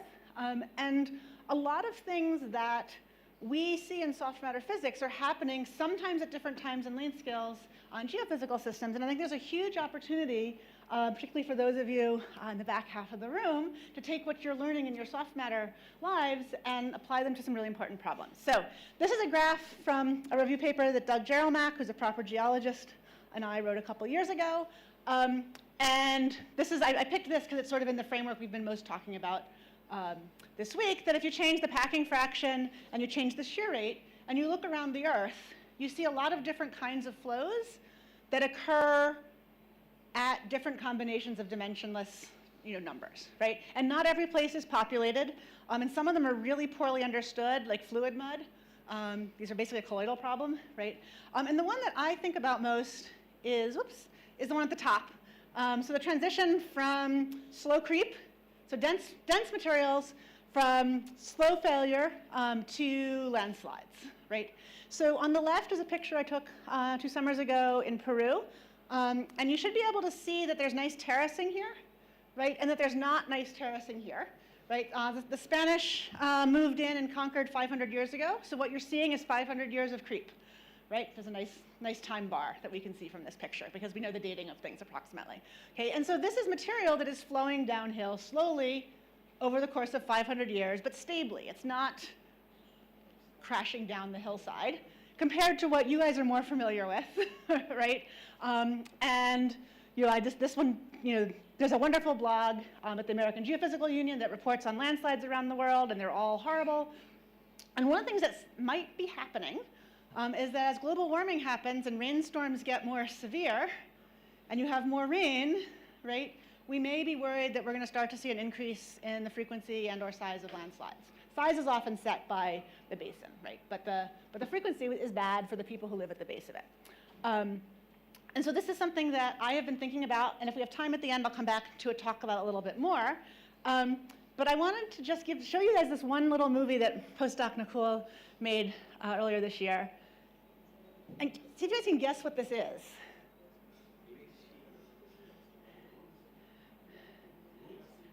It could be a root. Yeah, I mean, it looks like something we see. It could be toothpaste squeezing through a tube, right? Like, if you don't have scale, what? It's a glacier. It could be a glacier, right? So I've taken away all of your scale bars and time bars, so you have no information, right? This is actually 4 pictures on a loop from 2019, 20, 21, 22, actually 23. So 5 pictures on a loop of a place in Colorado called Slumgullion. It's got a great name. And this is Slumgullion the Earth is in a channel, and it's like the Earth is squeezing toothpaste out of a tube, right? And this, again, as we think is a stable landslide, it's just going to keep slowly going downhill. But if you live at the bottom of it, you might like to know which of those two it is, right? And if you're buying houses, you might want to know which of those two it is. And so this has sort of been something that increasingly over the last while I've been working on, and I'll come back to it a little bit at the end. Okay? But to cast this in a little bit of why I think it's a natural fit for us to be thinking about this is that, you know, we use the word landscape to mean energy landscape, okay, by analogy with the landscapes outside, right? And we have notions that if you tilt an energy landscape, right, by applying shear or something, you can make some transitions easier to happen or not, right? In the Earth, these are happening, right, because you might have erosion or deposition of material, right? You might have rain that changes the pore pressure, which changes the stress, right? But the landscape is having its landscape changed, right? And this is what these transitions to failure often come about from. Okay. Back to soft matter, right? So what is rigidity, right? So I drew, and you know, Bubal talked a lot about constraints yesterday, and we're going to use that notion a lot today. And so this is just a little animation that I've got the same number of bars, right? But I'm arranging them differently, right? And I put little pins between them, right? So if I have the same number of bars, but the moving one is either on the left side of the box or the right side of the box, right? In a mean field sense, I have the same number of average contacts. You might think I have enough constraints to satisfy my degrees of freedom, okay? But we all know that picture frames are floppy, right, unless you add an extra constraint. Okay, and so if that bar is on the left, it's redundant, right? These are actually called states of self-stress. If it's on the right, it's not redundant, okay? And so within any granular material, right, or amorphous material or lots of other, gel or lots of things, right, you're gonna have a heterogeneity, right, of the average number of contacts that will lead some patches to be more stable than others, right? And I think this raises a question, right, of is this rigidity associated with those failures, right? Can you identify where they are, right? And you know, when is it safe to do mean field theory and take averages, and when is it a bad idea, right? So keep these in mind as we go through the talk. Okay, so I'm going to talk about 3 frameworks that my lab uses to understand these things, and I've sort of arranged them from less physics to more physics. And so at one scale, you know, particles touching other particles. You can write down a list of who's touching whom. It's like a friendship network, right? And you can use the tools of network science to engage with that, okay? There's no physics in that, essentially. Just the fact that particles are allowed to touch is essentially all the physics there is, which is, you know, it's real, but it's very, very small, okay? We will use this constraint counting idea. This is a terrible freshman physics problem, right? You had to calculate the forces and torques on these particles to have it be stable, right? But that's you know, the kind of physics that we teach to beginners, and it turns out to be very, very useful, okay? And then the more physics is that we're gonna say, can we talk about this, you know, as a system that has vibrational modes that may be spatially extended? You know, I've drawn them a little bit as parabolas here, but is that a useful thing as well? And I'm gonna use 2 systems. So I promised granular materials, that's the one at the upper right, but it turns out it's a hard problem. And a while back, we switched to working on something slightly simpler, which was to look at disordered lattices. Okay, and so we laser cut them out of sheets of plexiglass, and they're really nice because if it fails, failure there is that the beam snaps, and like you know it snapped, right? So it's an easier problem to address than granular materials, and it's been really helpful for us learning things. And it's interesting in its own right. Okay, so how do grains resist stresses? So this is a high-speed camera. If you look at the upper left, you can see the time going by. At about 7 seconds, this thing's gonna fail. I don't know what happened to my annulus up there. It's got a little squished. This is a circular annulus, and this is a little piece of it. This is the inner wheel, the outer wheel's off the screen, and the force on this is ramping up, okay, like here, and at about 6 or 7 seconds, it's going to collapse, and it's gonna shear and jump forward. So this is a lot like an earthquake or a landslide, building up stress and then falling, okay? And there we go, okay? What you'll notice, and I'm gonna play it one more time, because now you know what it looks like, is the stresses aren't static, okay? As the ramped force is ramping up, okay, and this is like pulling a spring attached to a slider block, right? It's trying to rearrange its forces, and I'm being a little, you know, anthropomorphizing my grains here, right? But it's finding stable configurations, and at some point it can't find one anymore, right? And it loses stability, and that will be. But you start to see flickers before now. Okay, you'll see particles that are flickering and then it goes. Okay, so how are we doing this? Okay, so the demo's made its part way around the room at this point. So these are, I'll start sending around the single particle version as well, right? So these are just polyurethane, like bike seat material. And if you view them between crossed polarizers, as Irmgard already showed us and a number of us saw in the museum on Wednesday, they are birefringent. Okay, so if you have a left and right circular polarizer and you put the particle between them, light, and it has no stress on it, light can't pass through. The more you push on it, the more the material rotates the polarization of light, so you get bright bands. If you rotate too far, it gets dark again. And so the brighter things are, the more force is on them, okay? And the fringier things are, the more force is on them, okay? And that's just a sort of a quick mnemonic, okay? But we actually do more than that. We've studied 19th century elasticity and optics. And it turns out that if you know the vector contact forces on your disk, you can figure out what the pattern of light would be. But we need to do the opposite. We know the pattern of light, and we need to figure out the vector contact forces. So you take advantage of optimization toolboxes, right, that stroll around parameter space, trying to get the pseudo image to look as much like the real image as possible. And here's an example of one for a small packing, where this is the original data. Here's 3 particles from that packing, okay? And these are ones, once we've solved for what the vector contact forces are, right? And they're quite close. They're not perfect. There's probably about 10% error here, okay? And you can see that the ones that are tilted, right, those have tangential forces.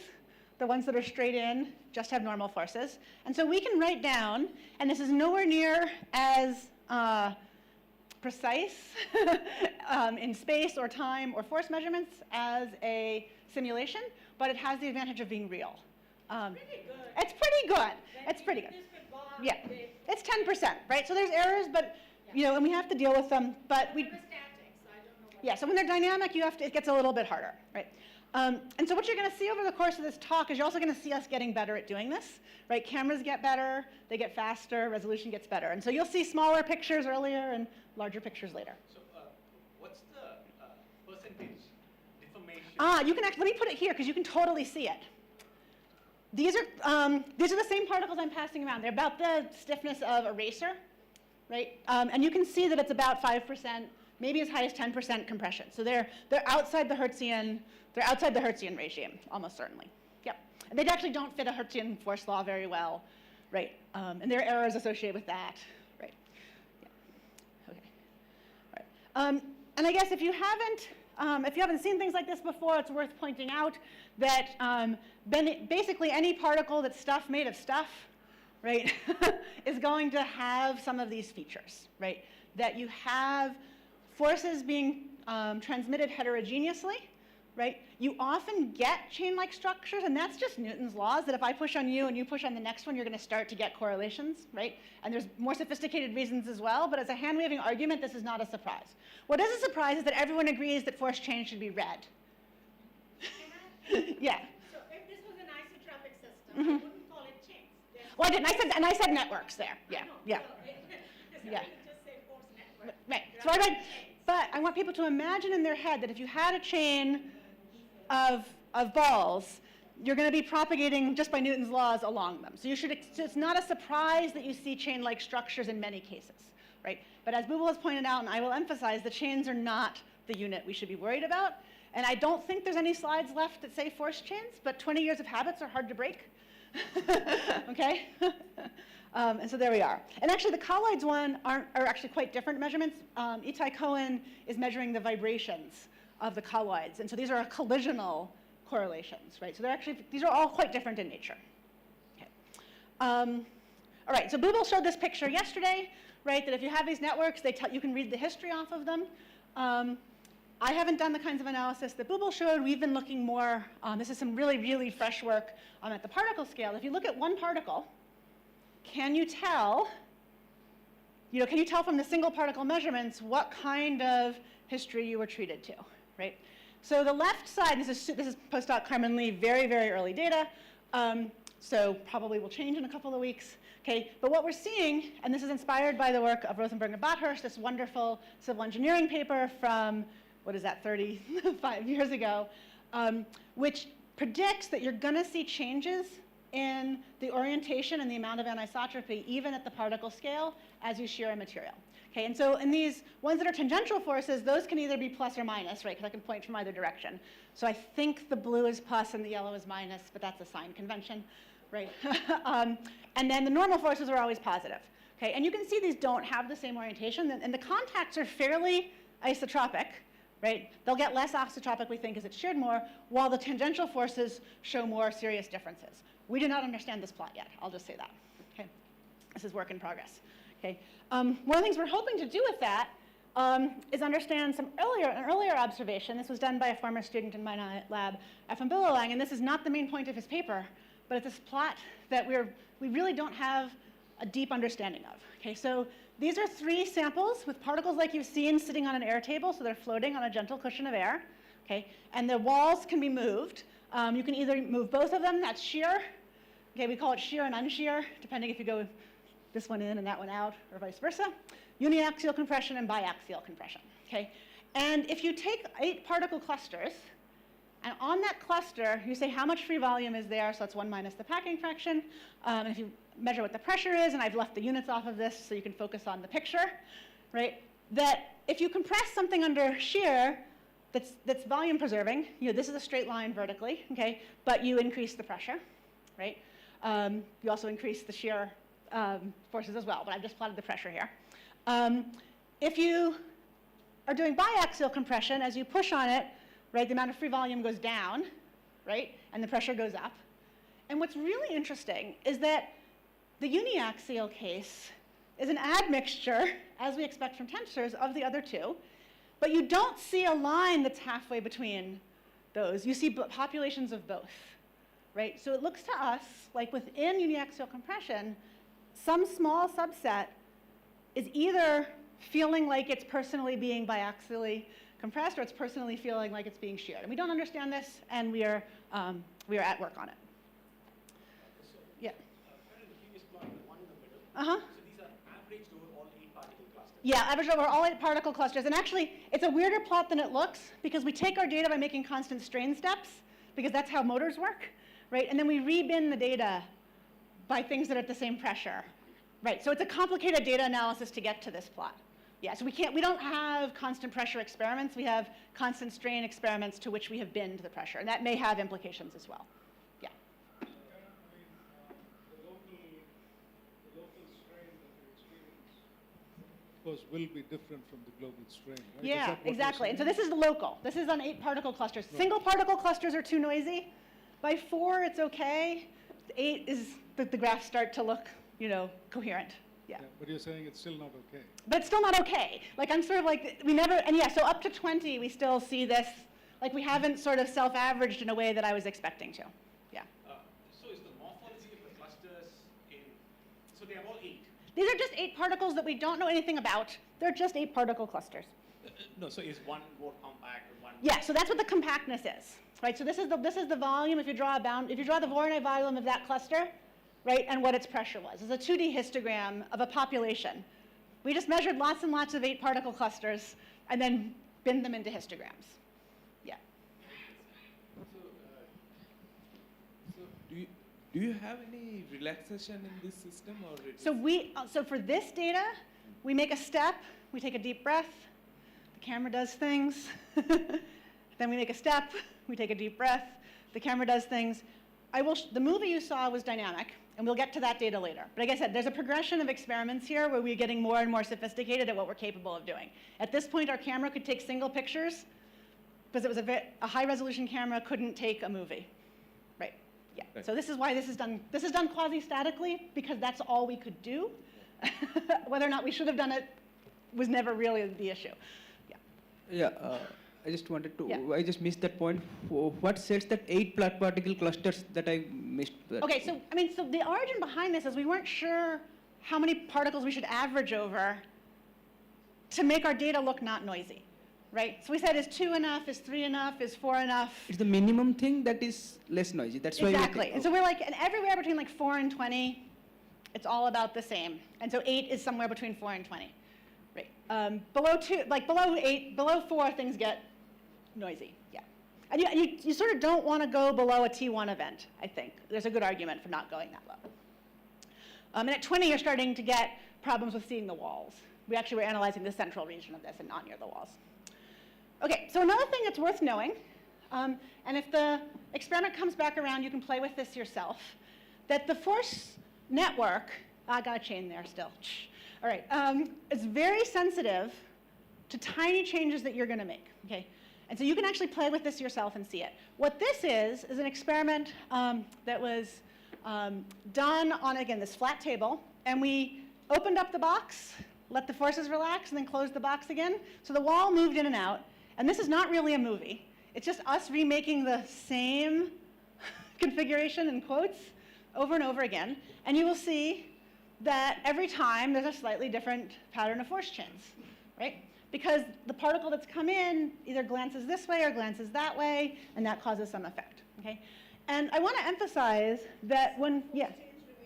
So the network, yes, some do. So some particles remain the same, but the network changes. The network overall changes. Like this guy's always got force on him, right? But some of them are flaky. Some of them are flaky, right? So I was just wondering, where are the boundaries here? The boundaries are this box. Yeah. So why is this a small experiment? Because if it's larger, you get large-scale rearrangements, and you can't get the same configuration over and over again. So we did do experiments on 1,000 particle packs. We can get maybe 100 configurations in before some rearrangement takes place. With these 30 particle, or this is 32, I think, particle packs, we can do like 1,000 before we lose. Okay. Yeah.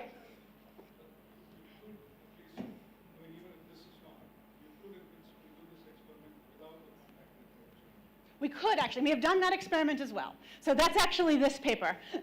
Okay, and that's a whole other story that I'm not going to talk about. Right. So the question is, when do you change the contact network, and when do you change the force network?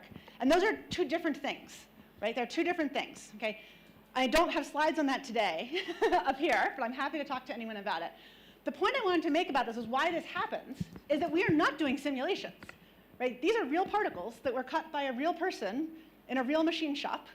Right? And if you take a picture of the edge of your particle, it is not smooth, right? It's got bumps, okay? And the bumps are at a level of about 10%, right?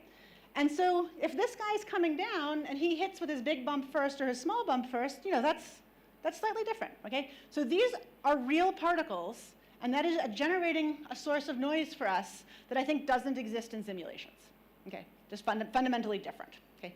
And I actually didn't mention this earlier because I was passing the experiment around, but most of these pictures are done on sort of 1 centimeter size particles. They're the ones that you see in the box there. Okay. Yeah. Some are a little larger, some are a little smaller, but you won't be too far off if you imagine that. Okay, so how do we go about analyzing things here? So one of the tools we've used is to use what network scientists call an adjacency matrix. It's a list of particles with names, a list of particles with names, and you fill in the box, right, with what if there's a contact or with the strength of the contact between it, okay? So we take our packing, we rate the nodes of the network as a list. We look to see which are connected. Either from a photoelastic image, we have the force, or just from image processing, we have a connection and assume one. And then we reduce that to a graph, what mathematicians call a graph representation. And in their language, what we call coordination number, they call K degree.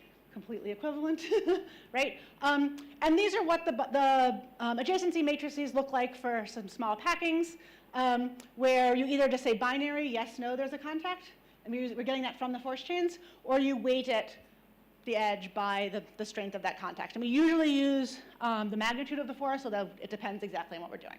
Okay, so there's not much physics here. There's just a piece of data, and now we're data scientists, right? And we analyze it, okay? And one of the things I really like about network science tools is that mathematicians and computer scientists have been working on these for a very long time. And if you have a question that you want to get out of your data, they've usually developed some tool that gets that analysis done. So these are just 4 examples where I've sort of done them going from 0, 1, 2 in system size, 0D, 1D, 2D in system size measures, okay? So for instance, we could talk about the particle scale, right, and how clustered, you know, or degree, or things like that. So those are particle scale measures. Okay, we can look for paths through the system. Okay, so we're looking for curves that are best, right? Efficient paths, and there's a lot of names for these things. They're good at finding bottlenecks or efficiency there. Okay, we can look for geographic domains. These are more correlated, those are more correlated, right? And we can look at system averages. Okay, And so these are just 4 different names of network measures. There's a gazillion of them. And as you sit down and work through Mark Newman's network book, you sort of pick and choose among them what's going to work for the problem you're trying to solve. Okay. And the advantage for us is we don't need to know much in order to do this, right? Which is good for those of you who don't have contact force data in experiments, right? Which is a rare thing to have. Okay. So I'm going to tell you about betweenness centrality. So actually, I don't have you'll have to help me with what the India example is. The example I use in the US is that, if you're trying to fly from New York to California, you're either stopping in Dallas or Chicago or Houston. There's only a few places in the middle of the country where you're going to get routed through, right? Whether you want to or not, right? And so betweenness centrality is the airline hub concept, right? And airlines design this into their system because it's efficient. You fly everybody into this city and then you fly them back out, right? And some of them are not in the middle of the country, like Denver, right? Okay, but so it's not a measure of how central it is to the geographic system. It's a measure of how many of the shortest paths it's on, right? So if you take all particles, 1 through 722 versus all particles 172, what's the shortest path between those 2 particles? All those particles get a checkbox. You do the next 2, and somebody's going to win and have the most checkboxes. Okay, that's the red particles here. Okay, and so they tell you also the places where if there's weather, you're going to have delays, right? Okay, so that's sort of the analogy you can think about. And you can do this either weighted or unweighted, hops or with the weights, okay? So this is the point at which I'm going to deviate from granular materials for a little while, in part because my lab did. We were having trouble making measurements that we trusted and that we were certain were good. And Estelle Berthier, who was a postdoc, had the idea that we had in our lab a bunch of beautiful force networks. We could just skeletonize them and cut them out on a laser cutter, and then we'd have a disordered network we could play with, right? We've since been doing them, constructing them by other means, but these were done just from granular packings, okay? And in the laser cut, the force chains are encoded in the thickness. we actually don't measure, we actually decided not to encode them and to just do the binary contact network, although that was something we considered doing. In the end, we had trouble with thin beams breaking, and so we gave up on that. Yeah. Okay, so here's an example of fracturing. And this is a very ductile-like fracture, right? The beams are being circled in green, right? And it's not very consistent, where they happen, right? Okay. And you can actually see that when they break, we are certain they broke. Okay, this is the advantage. Yeah, so these guys are about 30 centimeters on a side. Okay, and they're in a materials testing Instron device, and we just squish on them or stretch them. So did you find any correlations? There are some networks which might... Yes, we did. Yes, we did. So this is a movie. I think it's not the same movie as that one. So this is now data that's been processed. So it's the network that exists at that moment. Once a beam breaks, it's taken out of the network. And the colors now tell you this betweenness value, okay? And it gets recalculated every time something breaks, because if you can't go through Chicago, you'd have to take it out of your network, and you have to reroute all the flights, okay? So what you will watch on here, okay, I'm going to play it again now that I've explained what it is every place it breaks is the red circle, the red ellipse, okay? And they break an awful lot of the time on the yellow beams, right? It's not every time. These are the statistics. Right? So about 3/4 of the breaks are happening on things that are above the average betweenness value, and those only are about 1/3 of the network. So it's a sort of it's doubly improved. Yeah.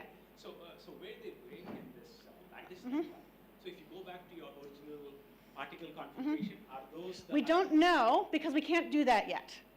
Okay, because the breaking, we spent a lot of time on this and in the end gave up. So what does it mean for a contact to break? Is it enough for one to spin in place? Does the force have to drop? There's too many different definitions. We have since returned to it, but I don't have anything interesting to say yet, except there's a reason we chose to have things that it was undeniable that it had broken. Thanks. Yeah. Karen, Yeah. I think you mentioned it, I missed it. So you're applying a deformation on this, what kind of deformation? Yeah, so you can see this one's being compressed. Ah, right. Yeah, Okay. we also did ones in tension too. Okay. And they're similar behaviors, yeah. Yep, and so this is one that you can see is very low coordination number, right? This is a very, very floppy network. Karen, but there has Because if you have just compressive forces, anything that I have has to be connected from one end to the other. So if you break one, Yes. you cannot have an isolated force balance cluster in a granular material No, because okay. the forces are. All right, so we will get there. No, Right, I'm just saying, Yeah, at this yeah. point you So, have to- but also we can't measure, so it turns out that acrylic is a terrible photoelastic material. So we don't have force data in this. We don't know how the forces reorient. Okay, so this is why I'm saying is that this is the not much physics version. Let me remind you. I am only looking at the connectivity of the network and I'm putting no physics in it. So everything that Bubal says, we're like consciously ignoring, right? Because that's the nature of the data, right? Everything she's saying we do want to do, that is not, however, what we've done here. Okay, so with just this making this applied math, what's the shortest path for the airlines, we can make a wonderful prediction, okay?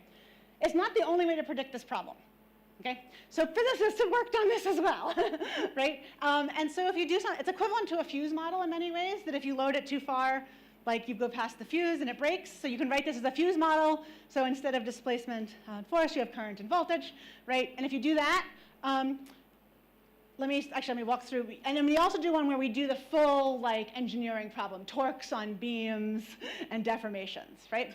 Okay, so a perfect test. Okay, if you haven't seen one of these failure type plots, I'm just not going to explain it for the most part, except to say a perfect test, you get it right 100% of the time, and that's this red dashed line. Okay, if we do the full physics problem, that's this dark line here, and it's quite close to perfect, right? But it's a lot of work, right? It's a lot of things to do, and you have to know a lot of stuff, okay? If we use the statistical physics, classic fuse model, okay, then we get this blue one. It doesn't do nearly as well because it has less physics in it, okay? Now we try our data science one, where we have no physics. We just have a list of who's connected to whom. And it does as good as the one that has physics in it, right? And this is surprising, right? This is surprising. Okay, this is a surprisingly effective method, okay? And of course, we actually did a cool thing. This was, actually this yellow line is not in the paper, it's only in the talk, because we plotted it after we published the paper. It occurred to us that each wall is like a supernode connected to lots of particles, and we should include it in our system. And we hadn't. And we include it, we get a nice improvement, right? So the notion of boundaries, so there are pieces of physics still embedded in here, but it's not a lot, okay? And so if you do a better model, you get a better prediction, but you can do surprisingly well with just data science.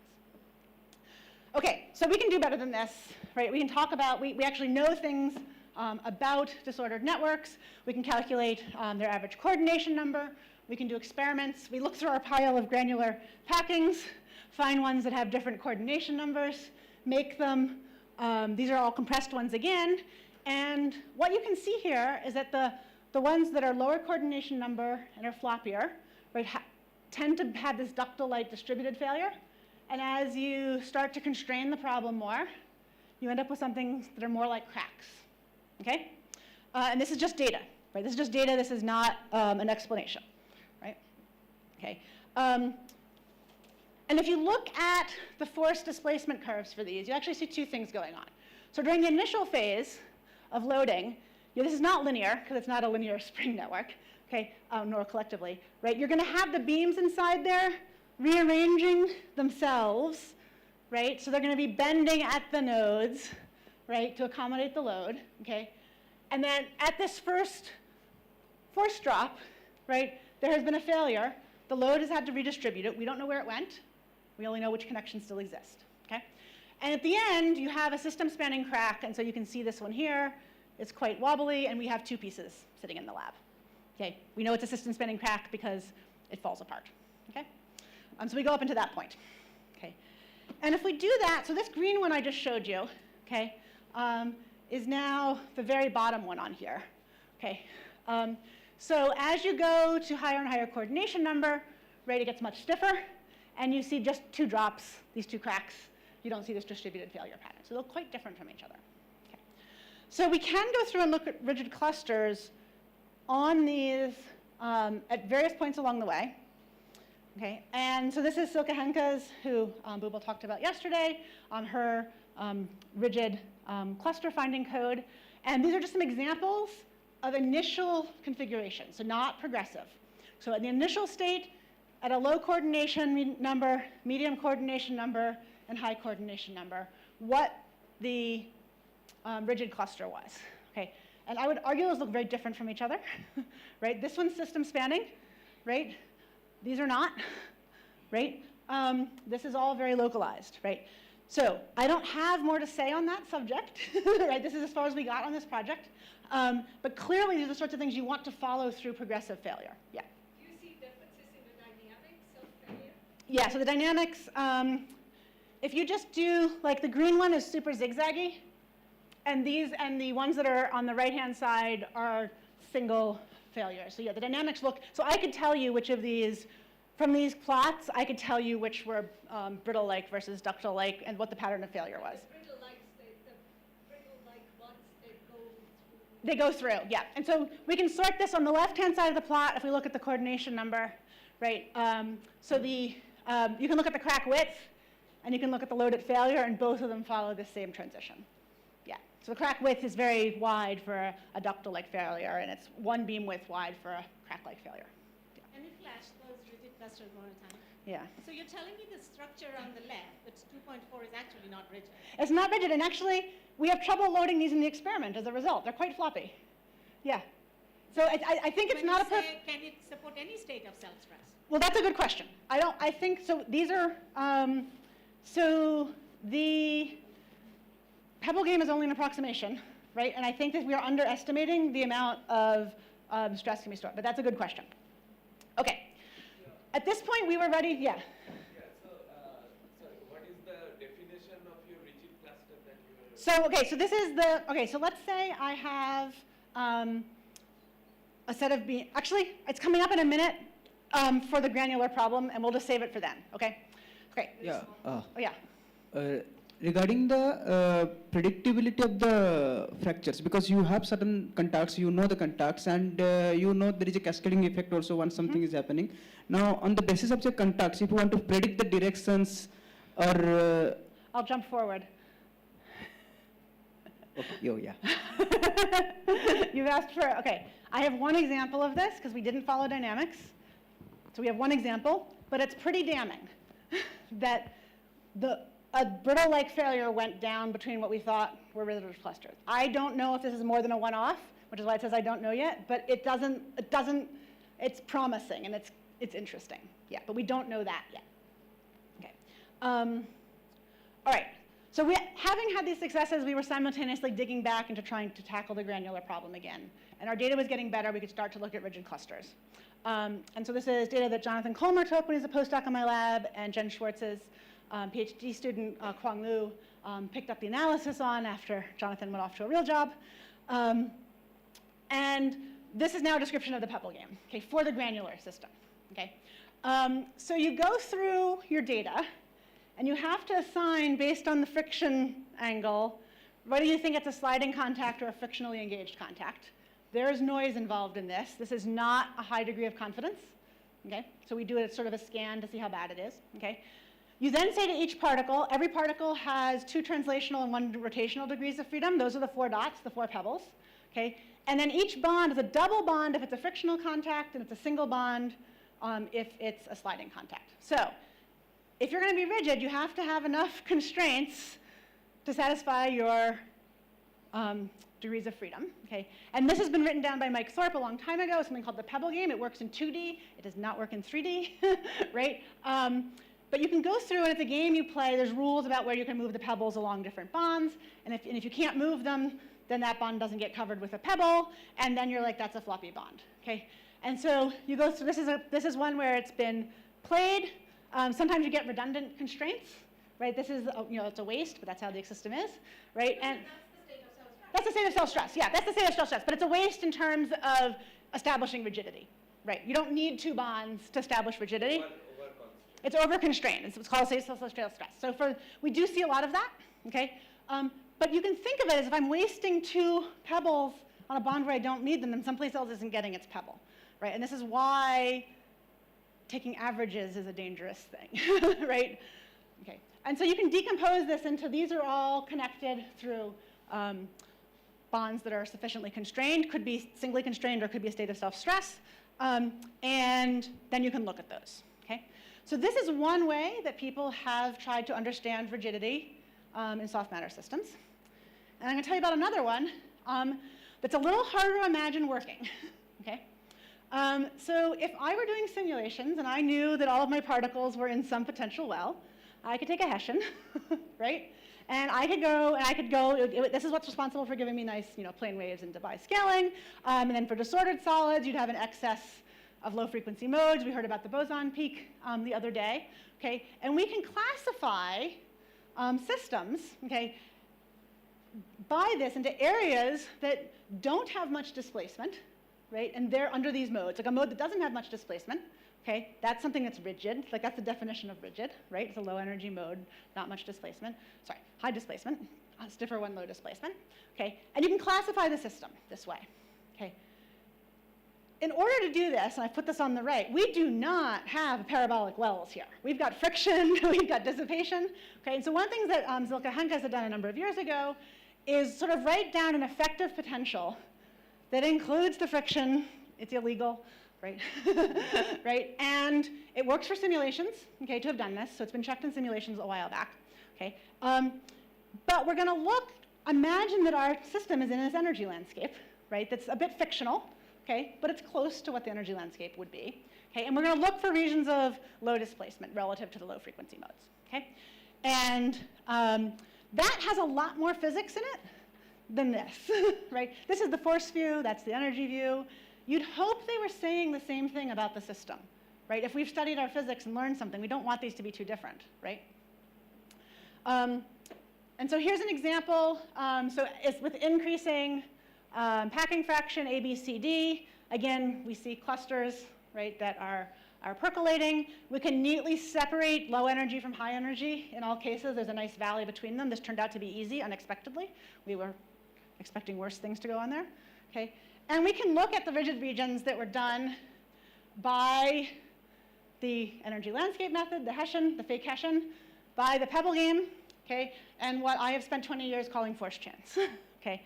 And I would like you to try to find those rigid clusters in those force chains, and I'll give you a moment.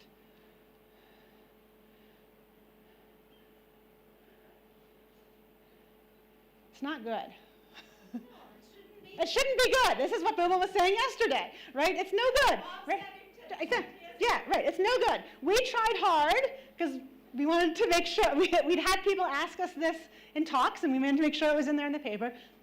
It's not only not obvious, the statistical correlation is terrible, right? The force chains are not the important feature, right? What makes a system rigid is the fact that you have a rigid cluster, and remember, it's being propped up by a lot of weak stuff around it, right? The weak things are actually keeping that rigid cluster up, right? So the weak stuff's not useless, right? It's just not part of the rigid backbone, but you can't go where another particle is, right? Okay. So these two agree with each other quite well, these two methods, okay? And they don't look anything like the force chains. Yeah. So when you want me to look at the picture on the left and the one in the middle, that's a rigid cluster. That's a rigid cluster. These are just the picture of the force chains. Yeah. So this data made both of these pictures, but just by looking at it, I mean, there's nothing, I mean, it's not the force chains that matter. You actually have to go and look at the collective effects. But the forces matter. The values of the forces matter. Because remember, if I'm a particle and I've got 6, right, if you got a particle, let me, okay, if I'm a particle and I've got 6 strong forces putting on me, I'm going to be a high frequency particle, right? And this is why we're trying to look at the single particle statistics as well, right? So it absolutely matters in terms of my state as a particle, what force chains are acting on me, okay? Those force chains, however, you have to do a lot of work if you want to know more about the stability of the system, okay? And that is a message, and that we want to make sure, and Booba repeated this, and probably Srikanth is going to say. I'm just going to say one more thing. Yeah. If you constructed a force tile out of it, each force tile is a state of self-stress. Okay, we are working on this now. So I'm just saying, I don't have. The forces do matter. Yes. You need both the large forces and the small forces. Carmen is working on this right now. Carmen is working on this right now. Yeah, Carmen is working on this right now. I don't have any, that data is too preliminary to show. Yeah, Karen, just one thing. So you mentioned that where the force chains are not there, they still matter? They still matter. Because they're holding up, the weak chains still are holding up the system. No, because I have a feeling that the force chains are like not well resolved because they might have a very small, because if Oh, they error- so if we- absolutely don't have any stress, then you can simply remove it. Right. But So that we have is studied not we have studied the rattlers because this is on a flat system. We have Right. proper rattlers. So we've studied that as well. It's in the paper. I'm going to skip past that today. Okay. But these are collective effects, right?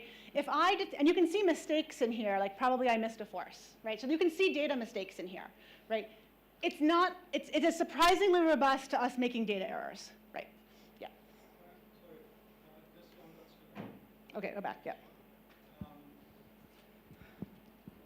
Yeah, so I have two questions. One is the second and the third ways of identifying over constrained clusters, right? Yep. Why do they not agree? Well, because they there's absolutely should, okay. right? They shouldn't absolutely agree because they are different calculations, No. right? And they're so remember this is done taking approximations, right? So this approximation is that we estimate things, we fit something to it, right? In this one, we're making a binary decision to call something frictional or not frictional, right? And if we slightly vary those, we move our friction coefficient a little bit, this will change a little bit, and we'll get a slightly different picture. So both of these methods, if we make slightly different decisions, we will get slightly different rigid clusters, but there's a large regime of parameters where they look very similar. Okay, So but they're slightly different because they're making different approximations. And they're different when we rerun it with slightly different So decisions. there is something that in between that you could do, I don't know if you've done it, which is actually to, instead of looking at a numerical value of a Hessian element, you could sort of use that as a binary element. We could binarize it too, So yeah. is that something that We you haven't could- because it's easy enough to run the Hessian code, but that's why so Kwong was in favor of doing that. Right. But yeah, that's worth looking at. So about the force chains, I guess the surprising part is that you do have finite forces in regions that come out to be floppy in Yes, the yes. rigidity analysis. And this is the example again. I can make you a floppy force chain. I try to stack up tennis balls here. That's floppy. You need side branches to stabilize it, right? Okay, single force chains are not stable. They're not a stable object. They buckle, right? Clusters are stable, right? They have supporting elements. Okay. So we already asked the question, can you forecast failure? We can't do this in the granular system now. This is what we are working on currently. And this is this sort of, smoking gun that maybe it's a worthwhile thing to do, okay? All right, so this is now us. I'm going to do this pretty quickly because I'm running out of time. We've been trying to forecast failures in this annular system, okay? And get back at when failure happens here. So can we tell when it's going to fail? So this is like predicting a landslide, right? But in a much simpler system where we know a lot of information. Okay. At the time we did this next project, we are using just network science. We don't have the full force reconstructions yet, so we're going back to our tools of data science for which we need less information. Okay. And the tool we're going to use now is one that partitions the system into domains. Okay. So imagine this is your friendship network. A dark line means you're very good friends. A light line means you're not very good friends, right? And many of you may have social networks like this, where if you're the red dot, you have friends from home and you have friends from work, right? And there are techniques for partitioning a system into clusters that are more strongly correlated with each other than they are with those, okay? And this is called community detection, okay? And there's, again, no physics in this, essentially, except that the weights of our connections are going to be the normal force between the particles, which we measure in the system, okay? And we're going to use, because this is a movie, we're going to cheat and not do the full reconstruction. We're going to do a quick and dirty trick to estimate that force, okay? And so once you have, at each time step of the movie, you have what the network of connections is, okay? You can make that into a layer cake, okay? That's called a multi-layer network, okay? And this is a particular algorithm called Jean-Louvain modularity maximization, okay? And basically what it says, if you have some null model that things are on average connected by the mean, are two particles connected by more than the mean or by less than the mean, right? Okay, and how connected how strongly are they connected themselves in forward things? So this looks, a lot like a Potts model or something, okay? But basically you walk through a configuration space, optimizing this modularity until you've come up with an optimum partitioning into these guys are closely tied and those guys are closely tied. Okay. And so again, this is a data science approach. We've put almost no physics into this, okay? Except that things that are more strongly connected by force, okay, are going to tend to be dumped into the same cluster, which violates actually something we were just saying, I will point out. Okay? So if we do this, this is the work of 2 grad students in my group, Farnaz Fazlapar and Brinda Desai, who've since graduated. You can go through each layer, and communities will merge and break, and you can track how volatile they are, how strong they are, how big they are, right? And so these are sort of the 3 numbers I'm going to tell you about: how big the community is, what the average interparticle force in it is, and how much the communities are changing as we go through the movie. Okay? The adjacency matrix is a list of all particles. You had 3 indices, right? What is the third index? Time, because it's a movie now. Time. Okay. Right, so this is t equals 1, t equals 2. So L is time? Yeah, L is time. Yeah, so the network scientists use L. I think some slides have L and some have T. Sorry. All right, so here's a movie of that happening for one stick slip event. Okay, and if something is staying the same color up there, it's because it's being detected as the same community. Okay, and we're tracking here just the average brightness, that's the blue. Okay, and it really doesn't get brighter. It doesn't change its brightness until right before the failure. Okay, but the volatility in the community starts a long time before. So these flickers of force chains you were seeing in the higher resolution movie, which is not, this is actually a lower resolution movie because we're running it faster now. Right, so the flickers that you were seeing in the nice high res movie mean that the community detection is being noisy. Right, if we could do full cluster detection on this, which we can't yet, right, we would expect to see that there as well. Okay, but this is just a simpler measure. Okay, and this is a zoom in on one of these peaks. I'm not sure which one it is. That if we just use the data before failure, you're seeing something show up much before. Okay, so this is just one. We can also look at averages. Okay, and I'm going to repeat the same message I did just a minute ago. Okay, so we can either calculate the average among all of our events, just straight up, the average volatility, or we can weight them by the strength of the communities, or we can weight them by the size of the communities. And these don't improve the situation, and in some cases makes it worse. Okay, so this reinforces that you need these side things holding things up, right? Or you don't get rigidity. Okay, and so this is a restatement of that. And you can sort of optimize a threshold if you wanted to forecast. And so depending on we use pre and post failure data, if we just use pre-failure data, you can look at how sensitive or specific it is. So what's the probability that we got a failure correct? And what's the probability we got a non-failure correct? Right, and these are a trade-off, right? And so the point where they cross means is sort of a good place to pick as a threshold. And so we can get between 65 and 90% of them correct. Again, no physics, just data science, right? Very little physics, okay? So the next step on this, obviously, is to start doing this with rigid cluster analysis. That's actually a lot of data and very difficult to process, and that is very much underway, but not at all trivial. What was your conclusion from the previous, not this one? Yeah, tell me what. Okay, so the darkest lines are one where we just measured the volatility, right, and saw this nice signal before failure. But again, of course, you wouldn't, but people would say the stronger the stronger community should matter more, right? Again, this is a common thing we get told, and so we check it, right? I can't stop people from asking the question, okay? And the answer is weighting it by either the size or the strength doesn't help the forecasting. There's no reason to do that. Okay, this is not surprising to you. It is, however, something that has been raised as a concern. Okay, okay, so some specific conclusions. That we can use network science to do things like identify force chain locations. I didn't show you that data, I cut it out. We can identify lattice failure locations, right? And we can use community detection to identify when things are going to fail, right? And this is the less physics end. As we start to improve the amount of physics we can put in our models, we can do better and better, right? And we can identify rigid clusters that seem to match based on both of these methods, right? And this is the most intriguing thing, if that stands up to deeper study. But I think what's more interesting is this, the general conclusions, right? Not the specifics of what I've just showed you, right? That obviously you want to know more physics about your system to do a better job predicting, right? But some of these data science techniques, and this is probably why AI is working so well, right, as well, like you can do surprisingly well with crappy data, right? And I think that's really reassuring because in many cases, particularly in geophysical contexts, right, or when you don't have force data, you only have data that's not as good as you want, right? And so the fact that these network science techniques are working there, I think opens up some nice things, okay? And clearly the reason they work is that it must be that network topology is a very strong control.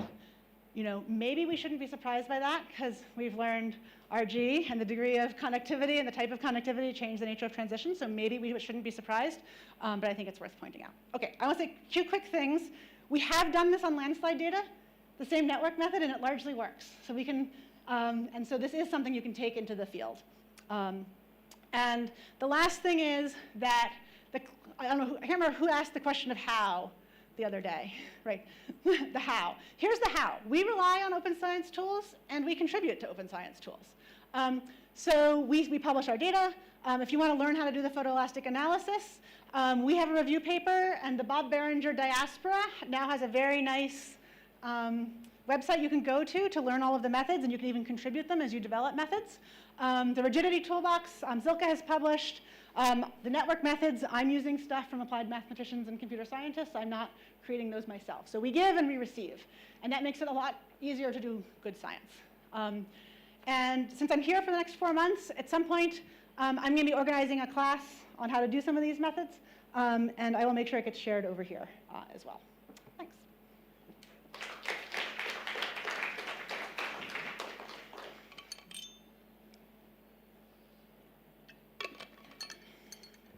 Questions? Ask students.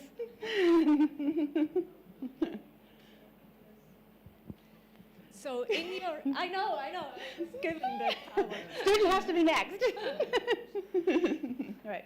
I'm going to be quick. So you, in your annular experiments, you have a continuous shear applied, right? Yes. Could you probe delayed failure, like delayed yielding? We actually have Did a you see couple similar precursors. Okay, so we have a couple ways we can run the annulus. I didn't go over this. So we can either run it in direct drive, so it's like a rheometer, right? Or we can run it in this ramped drive.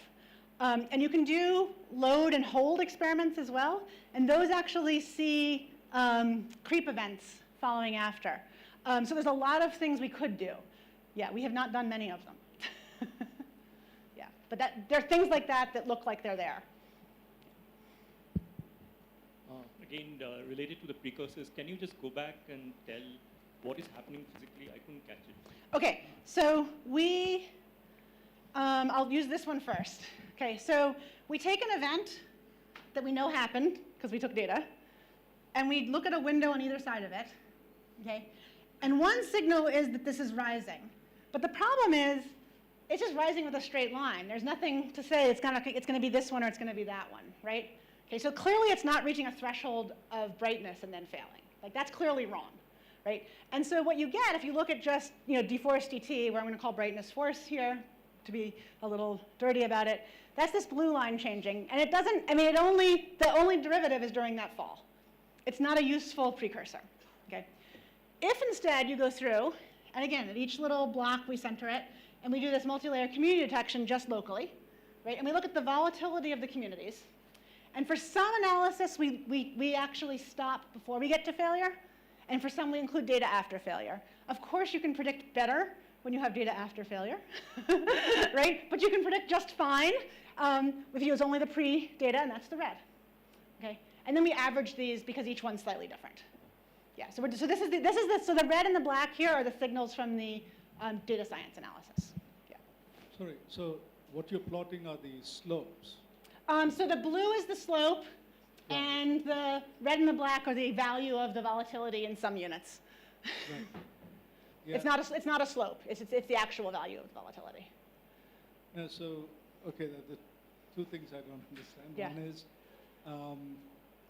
One is, if you want to see something that's a precursor to the failure, your slopes are increasing. They're not actually very strongly increasing. We have looked at these, and we can't get stuff out of them. It's very slight. It's so slight. And this one's better, others are worse. This one actually looks like it's hopeful. Not all of them do. Yeah. No, but looking at your graph, it's going from I don't know why it's going from minus 0.5, but it's going from minus 0.5 to Because we 2.5. subtracted the mean. We subtracted the mean so that these would appear on the same plot. There was just a scaling thing to make them appear. But, We subtracted the mean so that this would line up with that. Yeah. but the second part that's surprising is I don't see that increase in your graphs. So You don't see that in, yes, and that's why we zoomed in on individual ones, is because it's easier to see. And here, you just see noise. On here, you just see noise. This is why we don't show that. Yeah, you can't, you don't make any progress there. You just see noise. It's not, the blue signal is not useful. It's noise. Sometimes it looks better, sometimes it looks worse, but it's not useful for forecasting. Yeah. Yeah, we've worked hard to make these linear. So we have a linear spring inside the axle. Yeah, we worked hard to get those linear. Yeah. The same structure when the system is now constrained, you can, just like we have discussed, you can interpret it as a rigid cluster picture. You still can interpret it as a force chain pictures. But rigid cluster picture, it seems to be little more robust, let's say. Absolutely. Yeah. But the point is right now, if you overlap the force chain structure over the rigid cluster structure, you can still get the anisotropy of the stress in a single force chain. Sure, but that doesn't tell you that it's rigid. Yeah. I'm just using the magnitudes of forces. Yeah, anisotropy. Yeah, and actually, if you do a scatter plot between the magnitude of the force and being in a cluster, there's no good correlation. It's exactly what Booble says, right? You want to use the force. People want to use the force, and it just doesn't help you. You want to use the force, and it just doesn't help. Yeah. Yeah. It's a collective effect. It's not that this force chain is strong. It's that this force chain has friends. Yeah. Can I? Yeah, more. Oh. No, in one slide you have shown from 0 dimension to 1 dimension. You have shown the different methods. Yeah, is it just the cutoff or threshold you just changed? No. So this is not done as a threshold. So the Genlevin modularity maximization, this is not a hard threshold, right? This is not if you are stronger than the mean, you join the cluster, and if you're weaker than the mean, you don't. It's an optimization process that if I join, remember I lose that bond and I add this bond, right? And so this is an optimization procedure. It's NP hard. So there's only heuristic algorithms for going through this. And so this is an optimization that has the advantage of not saying you're a weak force chain, I don't want you, right? So it carries the flavor of the cluster without actually doing the work of it. But yeah, it's from a data science perspective. From a data science perspective, exactly. But physical perspective, how could one This is imagine? not, from a real physics perspective, this is not the right thing to do. The right thing to do is to do the full cluster analysis, and we will get there. And we will get there. We're not there. And some people will never be there because they don't have force information. Karen, the rigidity analysis. So all of the existing stuff works only for systems that do not have any pre-stress. Correct. Xiaoming has now worked out. I know. Oh. Yeah. So I wonder if that.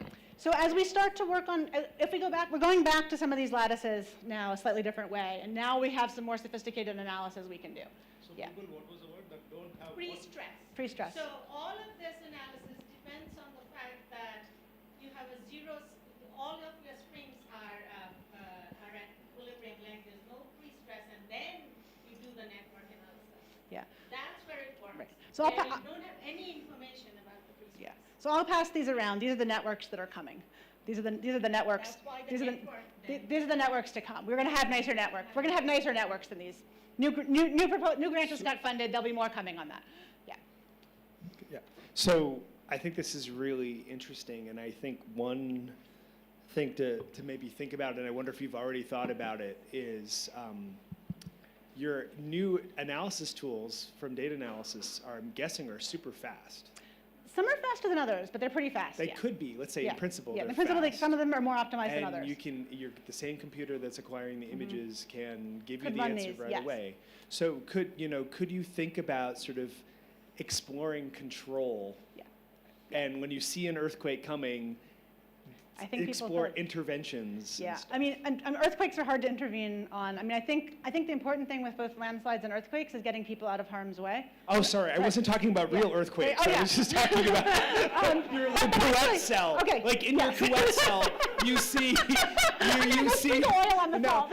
you know, I'm sorry. You see the little fluctuations happening Yeah. before the big slip. Can I stop it? Can you, if you go back and jiggle just the right way? Yeah, that's a good question. Can you Yeah, I sort don't of know. maintain a more consistent? Yeah, well, there's flow? people who have tried, Yeah, there's feedback people, yeah, so thing. people have talked about this with, so in Oklahoma in the US, there's a lot of hydrofracking going on.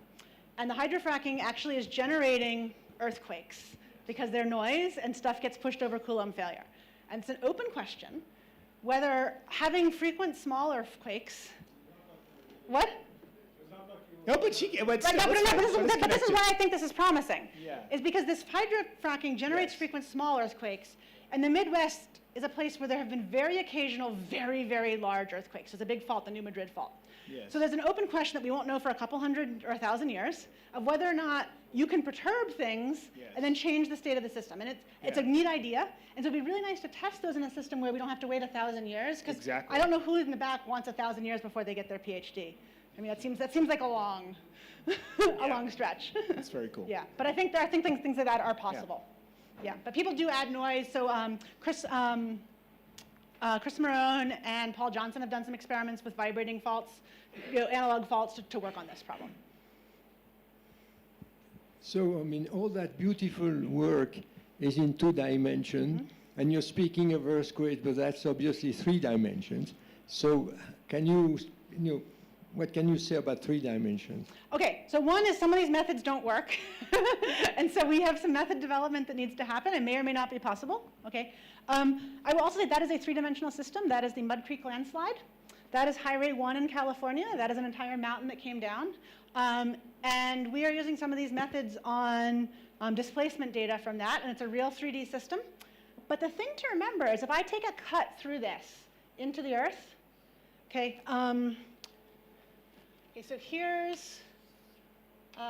here's Mud Creek. This is the mountain. Here's the highway, right? These are called deep-seated landslides. So they fail like this. This rotates out. So this is actually the interesting stuff is a 2-dimensional plane.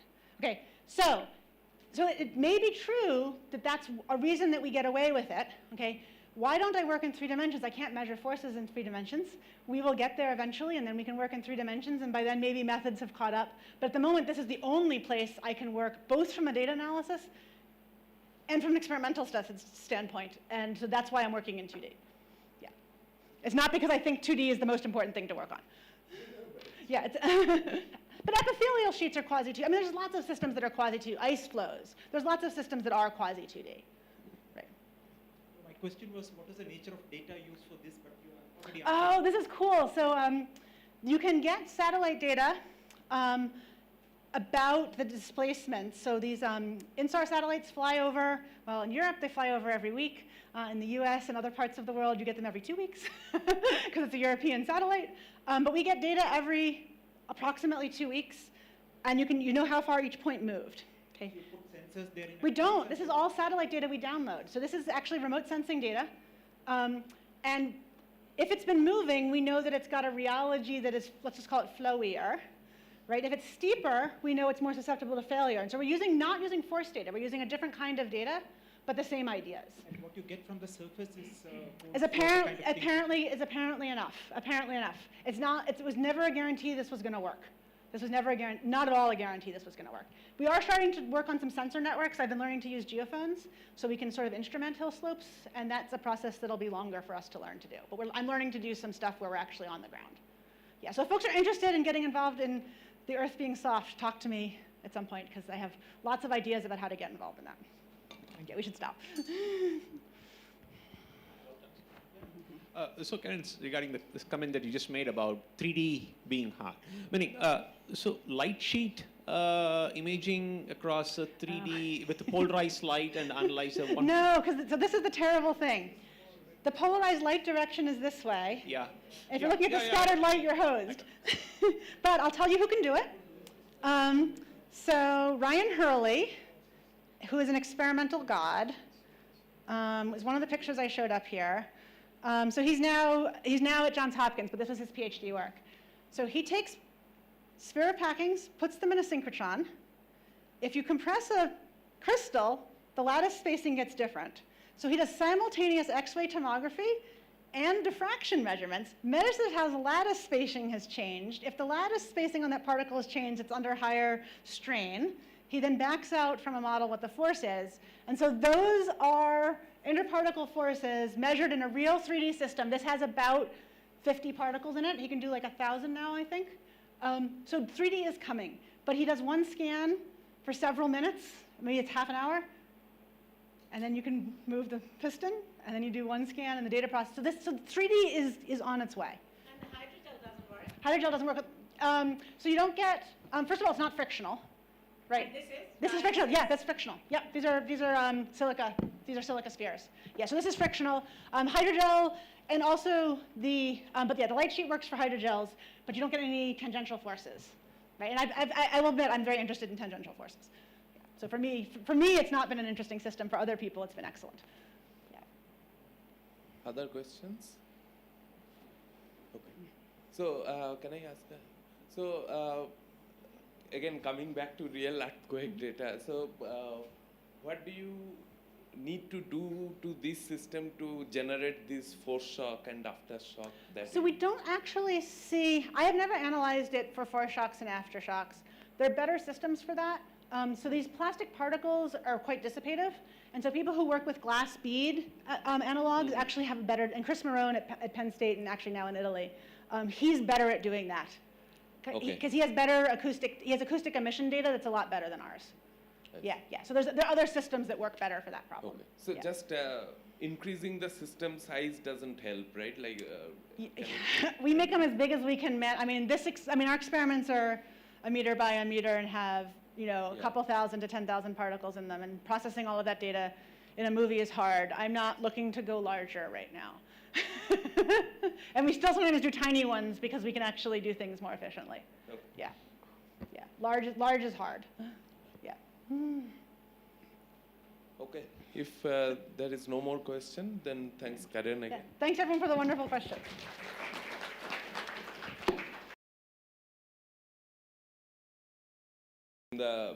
This library block.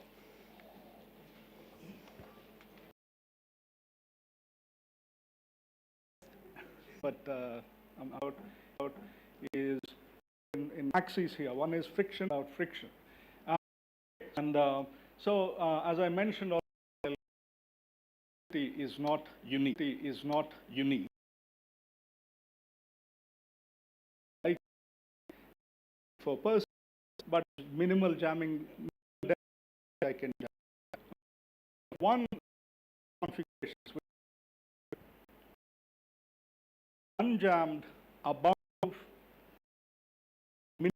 have a different density, compress it above the jamming point, and then I decompress, say, oh, don't tell me. They all behave in the same way as the isotropic with the same exponents, okay?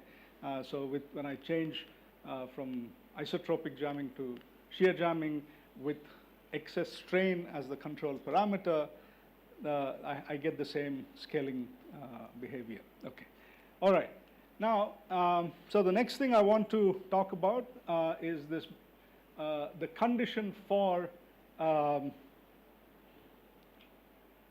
isostatic condition configurations. So one thing I forgot to mention is so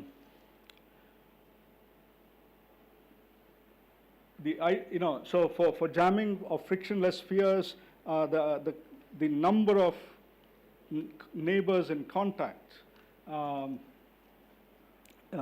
which corresponds to a mean field condition for rigidity, is 2 times the dimensionality, okay? And as long as we're discussing frictionless sphere packings, even when we're doing shear jamming, the same isostatic condition holds, okay? So for frictionless isotropic or shear jamming, when the number of contacts I have is 6 in 3D and 4 in 2D, that's the isostatic condition, okay? So now, starting with the isotropic frictionless jamming transition, one can look at a configuration of spheres or disks and ask if they have finite forces between them, what's the distribution of the smallest of these forces? Okay, so this is called the small force distribution, and it's been shown that this has a power law with a characteristic exponent, which is called theta, which okay, needs a little bit of explanation, which I won't unless somebody asks. But also I can ask if two neighboring spheres are not actually touching, but they're very close, what's the distribution of the gaps between these spheres? Okay, and so this exponent is called gamma, right? And when we talk about small forces, right, when I find two spheres to be touching with a small force, I can ask if I push the spheres away from each other, right, which involves a certain amount of work, what is the mode by which they destabilize eventually, right? If I remove that contact, how does the system become unstable? And there are, it turns out, both extended modes and localized modes by which this instability can occur. And the E here corresponds to extended modes, okay? This is a small detail, but it's important in practice because given these two exponents, there was an argument by Matthew Wiart about 10 years ago saying that there has to be an inequality that is satisfied between them, okay? That gamma has to be greater than 1/2 plus theta, okay? And right at the jamming transition, this should be an equality, right? So this is called the marginal stability condition, therefore. And now, if the modes that we are considering or the small forces we are considering are between particles that will destabilize through local rearrangements, then there is a different exponent, and there is a corresponding relationship that has to be satisfied. But I will not talk about that because this extended mode small force exponent is something that a mean field theory of the glass transition has a prediction for. Okay, so if one is only thinking about extended modes, then there is a prediction for both this gap exponent as well as the force exponent, and those values are given here. Theta E is supposed to be 0.42311, etc. And likewise gamma is 0.412, etc. Okay, so the interesting thing has been that among all the predictions of this theory of the glass transition, the only one that has been sort of put to test is these exponents for the jamming transition. Okay, so that's both an interesting connection, and it also depends on isotropic jamming. This is work by Patrick Charbonneau and company, that indeed these exponents well describe these small force and gap exponents for isotropic jamming. Okay, so it's sort of been celebrated as a wonderful validation of this infinite dimensional theory of the glass transition. Okay, but in order to find this validation, what you have to do is, because you're working in 2 and 3 dimensions, you do have localized instability modes. You have to sort of eliminate from your consideration these localized unstable modes, right? And these localized unstable modes basically happen for particles which are called bucklers. Basically, if you can imagine that there are some specific arrangements of particles where with the application of a little bit of force, let's say a linear arrangement of particles will buckle, right? And therefore, it's a local instability mode, and you have to identify and remove from consideration those localized modes. Okay, so the next question for us is, does all of this apply for shear jamming? Okay, now, okay. No, so I missed that point. So you mentioned that the equality holds for at the isotropic jamming point. That's but, right. I imagine that, like, if you go far from that, both sides, both Yeah. above and below, Right. like it's little surprising for me that you need to go to larger strain to stabilize the system in both cases. Am I missing? No. So let's sort of not worry about going above or below. The point is there is the stability condition, right? And that stability condition is an inequality, and the equality is what one expects to hold at the jamming point. So let's just focus on the jamming point.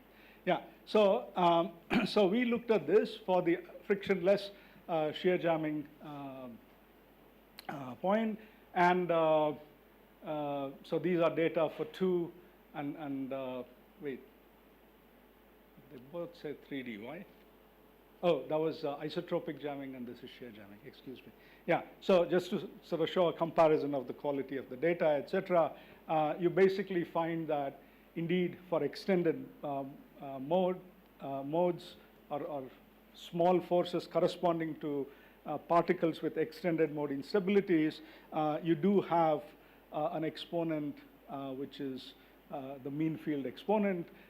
This is also true for 2D, but I'm not showing it here. The gap exponent is a little bit more tricky in the sense that if you take the data and do a naive fit, you get an exponent that's different, but one can do some finite size analysis and be satisfied that in the limit of infinite system size, this is indeed a good description of the data. I will not say more, but it's, but you know, this is how good it is for the isotropic case. This is how good it is for the shear jamming case. Okay, so as I've already said this, but the reason to emphasize this is that although an idealization, the infinite dimensional theory leads to concrete and quantitative predictions that are verified in realistic systems, but in the case of jamming rather than the glass transition itself. Okay, so this is a. I'm trying to remember. At the shear jamming point, Yeah. what is the contact number? In this case, it would be 2D. So it doesn't depend whether you're shear jamming or jamming, the Z is the same. That's what I'm trying to. Exactly. So So the this is all about Z minus Z isolated. sorry. So this is all determined by Z minus Z isolated. Yeah. Yeah, exactly.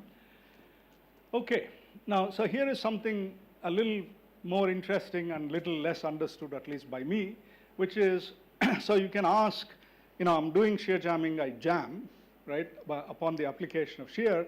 Now, what moduli in the system are finite, right? So in the case of isotropic jamming, what you have is that the bulk modulus jumps to a finite value when you undergo the jamming transition. Other moduli remain 0, but grow from 0 as you compress further, okay? But now we are shearing the system, so if there's any meaning to jamming, the shear modulus should also become finite at this jamming point, and it indeed does, okay? But then you can ask, how does this manifest itself, right? So if I were to look at the stiffness matrix, how many eigenvalues are becoming finite? And the interesting thing is, it turns out there's only a single eigenvalue that becomes finite at the jamming transition, but this corresponds to the jump to a finite value of 2 moduli, okay? So this is very neat stuff, but unfortunately not our own originally. This was something that was done with Marco Beatty Jesse, Andrea Liu, and Jim Setna, looking at okay, I mean, there was sort of the basic difference in our work is they thought that shear jamming in frictionless systems is something that occurs over a vanishing range of densities. But we showed that that's not the case. And then we looked at the same question that they had. So basically, so here is, as a function of the excess contact number, how are the different eigenvalues varying? All of these other eigenvalues are going to 0 at the jamming point. There's one eigenvalue that is finite, okay? But this finite eigenvalue leads to both the shear and the bulk modulus becoming finite, okay? And so this therefore is some form of a rotation in strain space, and these colleagues argued that therefore this is an indication that in fact shear jamming, apart from a rotation in this strain space, is the same transition as isotropic jamming, okay? There's more to understand about this. One can ask, one thing we do know about shear jamming is that the packings that jam are anisotropic, and so we look at the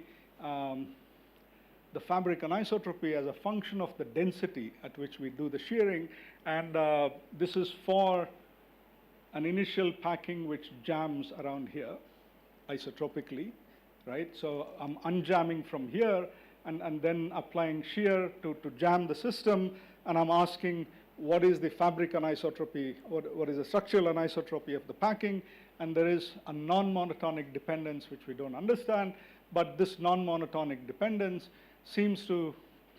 But that fabric anisotropy. Yes, yeah. It's tiny, right? Like the whole range is 0.035 to 0.05. But it's non-monotonic. I mean, no, but the non-monotonicity seems to recapitulate a non-monotonicity of the projection of the finite eigenvalue eigenvector, Sure. right? And so one should do a couple of steps of investigating to understand both the non-monotonicity and what this rotation in strain space means. Okay, now I come to the last topic. So I talked about criticality, marginal stability, and this unusual elasticity of shear jammed packings. Now, so the last question is, if I'm looking at the contact network of a sphere packing and asking whether I have enough constraints for the network to become rigid, right? What is the manner in which this rigidity occurs, right? And so in this literature of constraint counting and looking at the onset of rigidity, rigidity, if you do an automatic word completion, is followed by percolation, right? And percolation to most of us means some kind of a continuous transition where properties of interest begin to be finite at this transition and grow continuously, right? Is that what is happening? Now, this is clearly something that happens if one were to take a lattice on which one places randomly springs. So if I look at a random spring network, the point at which it begins to have a finite modulus, the modulus will grow from zero. It will not suddenly become a finite value like what we know happens for jamming, right? Anyway, I won't sort of bother you because of the time as well as the time of day. The details of how one does this analysis of rigidity, Karen already told you enough. But I'll leave some time to discuss anything specific that people have in mind, but we do what was described earlier. You sort of think of each of these vertices as one of your spheres or disks, and the number, and then you have links which define the contact network in the first instance, but they also tell you how many constraints that contact corresponds to. So if I'm looking at two-dimensional system, each contact actually corresponds to two constraints, one translational and one rotational, and in 3 dimensions it's 3. And on the other hand, associated with each of these vertices are degrees of freedom, which again in 2 dimensions is 2 plus 1, 2 translational and 1 rotational. And in this so-called pebble game, what one does is draws as many lines on this graph between nodes as the number of constraints that they represent, and then on each of the nodes you place pebbles, whose number equals the number of degrees of freedom, and then you try to place or match each of the pebbles with a node, and till, in the case where the system is fully jammed, there should be no more than 3 pebbles, or 3 corresponding here to the global translational and rotational degrees of freedom. Those should be the only number of pebbles that are left unassigned, right? Now, the other aspect of this and how one goes about analyzing, I won't say, but one can also, using this methodology, ask, when do I have a graph that is rigid, and when it is rigid, when is it over-constrained or self-stressed, okay? And if you think about it, in order to propagate stress through the system, right, you need a little bit, as much as just 1 degree of freedom, but you need that additional constraint that propagates stress across the system, right? Anyway, when one asks the question, what is the character of the rigidity transition for jamming and subsequently shear jamming? So this is something that has been investigated earlier for the isotropic jamming case, and without going into the details, when the coordination number is less than the critical number, this picture is supposed to represent that there are many locally rigid clusters, okay? It's a little bit actually difficult to see that, but I didn't make this picture. But then the fact that this whole network now is red is supposed to tell you that there is a single rigid cluster that comes into existence exactly at the jamming point, okay? And when you go a tiny bit above, the fact that that same network, as far as you can tell, becomes all black is supposed to represent the fact that now that entire network is not only rigid, but it is over-constrained, okay? So in other words, when there is rigidity in the system, it encompasses all the beads that you have, barring these isolated dots, which are the so-called rattlers, which we always take out of our consideration.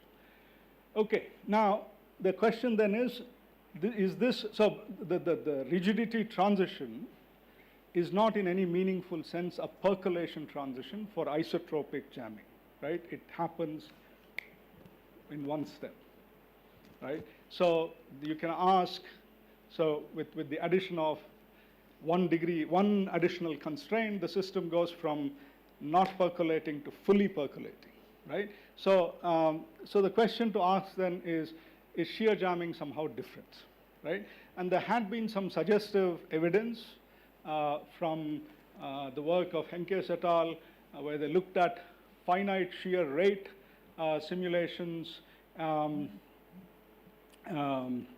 frictional particles, right?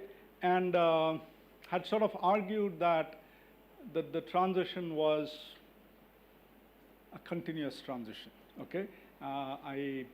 And we also had done some work, which again, it was sort of a slightly funny game where we sheared the spheres without friction present and then turned on friction and asked if they satisfied the constraints required for rigidity. And we also found some evidence that it looked like a continuous transition, right? So this question, and as Karen mentioned, and I won't put words into her mouth, and don't read what I have here, because she already told you about this. They also have some work where they say the rigidity transition looks continuous, right? And in this case, and this is sort of actually at the end of this talk, I don't know how to explain these results, because what I will tell you in 2 minutes is that this appearance of a continuous transition is an effect of finite shear rates. So if you looked at quasi-static shearing or compression, you should always find the jamming transition to be discontinuous. But this is supposedly a quasi-static experiment which claims otherwise. So that's, and I don't know how to explain that. But Karen is here for 4 months, so we'll sort it out. Huh? Okay, so we asked this question: is the rigidity transition associated with shear jamming indeed different in character from isotropic jamming? And in order to address that, we look at both frictionless and frictional disk packings, both in the quasi-static limit and at finite shear rates. And so here is the result for frictionless quasi-static shear jamming. What I'm showing you is the pressure and the size normalized to the total number of particles of the largest over-constrained cluster, okay? And basically removing rattlers always, okay? And what you see is that there is some point across which the pressure jumps, right? And across the same point, you have the largest over-constrained cluster going from some very insignificant numerically determined value to 1, okay, which is on this axis here, right? So in other words, the rigidity transition happens discontinuously, okay? And one can also look at what's happening with the total force on each particle, which should be 0, and indeed it remains 0 across the transition, and the contact forces, which should go from 0 to 1 or to some finite value, and indeed that happens. Okay, so in other words, the same as, yeah. So that was the largest cluster. If you look at the distribution of cluster sizes, is there anything that shows up? I can show you later on. Huh? I mean, it's a confusing picture because I mean, this is in fact what Silka and company had looked at. So we also looked at it. So there is some range over which you see a distribution, but you know, there is no meaningful exponent. It depends on shear rate. But in any case, when rigidity percolation happens, it happens discontinuously like this, okay? So the only difference from what I showed here is how messy this is, but friction is always messy. And in particular, around the jamming transition, as some of us had showed before, there is a significant slowdown, a critical-like slowdown, if you will, of the packings, so that the forces do not quite converge as quickly as you would like to. So that's indicated by these green forces. But in spite of the fact that, in fact, you know, the forces are still taking their time, if you look at, again, the largest over-constrained cluster done as identified through the rigidity analysis, you do have this discontinuous jump that's quite convincing. When you look at frictional finite shear rate simulations now, what you find are curves like this, where if I look at the pressure as a function of strain, there is a range over which you go from negligible to finite pressures, and that range seems to become sharper or narrower as you go to smaller shear rates.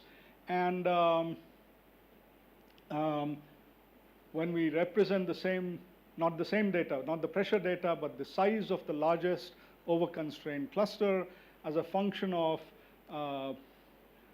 this is a complicated thing which I won't explain, but basically you have to take into account mobilized contacts in order to determine what's the isostatic value of the contact number, and that is, it's represented in a manner that it will be d+1.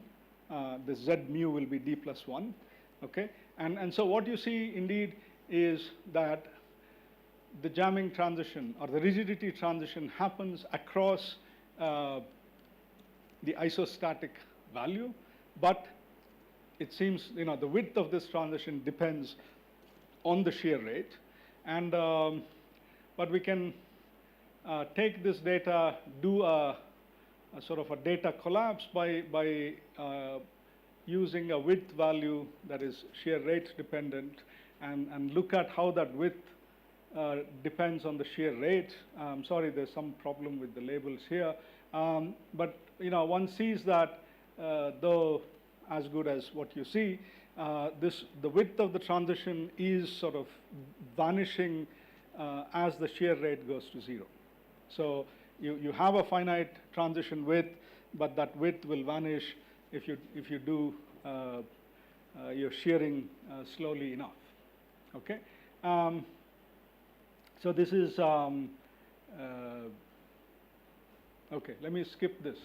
It basically tells you that there are no over-constrained clusters, no self-stress clusters below the jamming transition. Okay, I'll explain if anybody is interested. Okay, so this is how our confusing graphic looks. Here is the mean coordination number, which is a tiny bit below the isostatic value, and when you go tiny bit above the isostatic value. Sorry? So those are clusters. Yeah, each one, each different. But they're rigid clusters. There are rigid clusters. There's no problem with having rigid clusters. Looking at my talk yesterday, you can understand all of this from the suspension. There is no disagreement between you and Karen and so on. It's Okay, just the shear rate. yeah, okay. Okay, this is a movie, and I'll tell you once it goes through one loop if it does. Yeah, so these are supposed to represent rigid clusters, okay?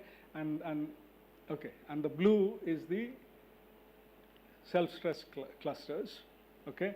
And what you're supposed to see is that it happens all at once, more or less. So the middle panel, the formation of this rigid cluster happens in one strain step. Okay. Okay. So right on time.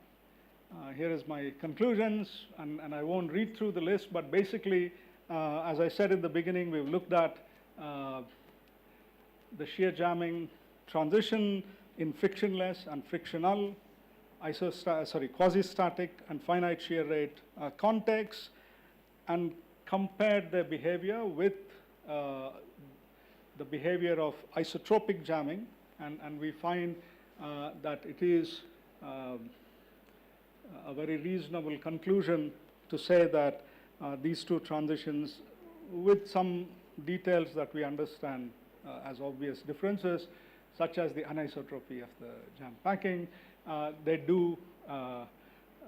they are indeed described in the same fashion, and so one can think of these transitions as belonging to the same class. There I disagree. Well, okay, that's a good point to stop so that Will can start talking. Okay, what's the disagreement? The viscosity in suspension diverges with the rigidity. The rigidity is, looking at rigidity percolation is not the right thing to do. For dynamics? No, I'm saying Yeah. where rigid clusters first appear Yes. is a transition.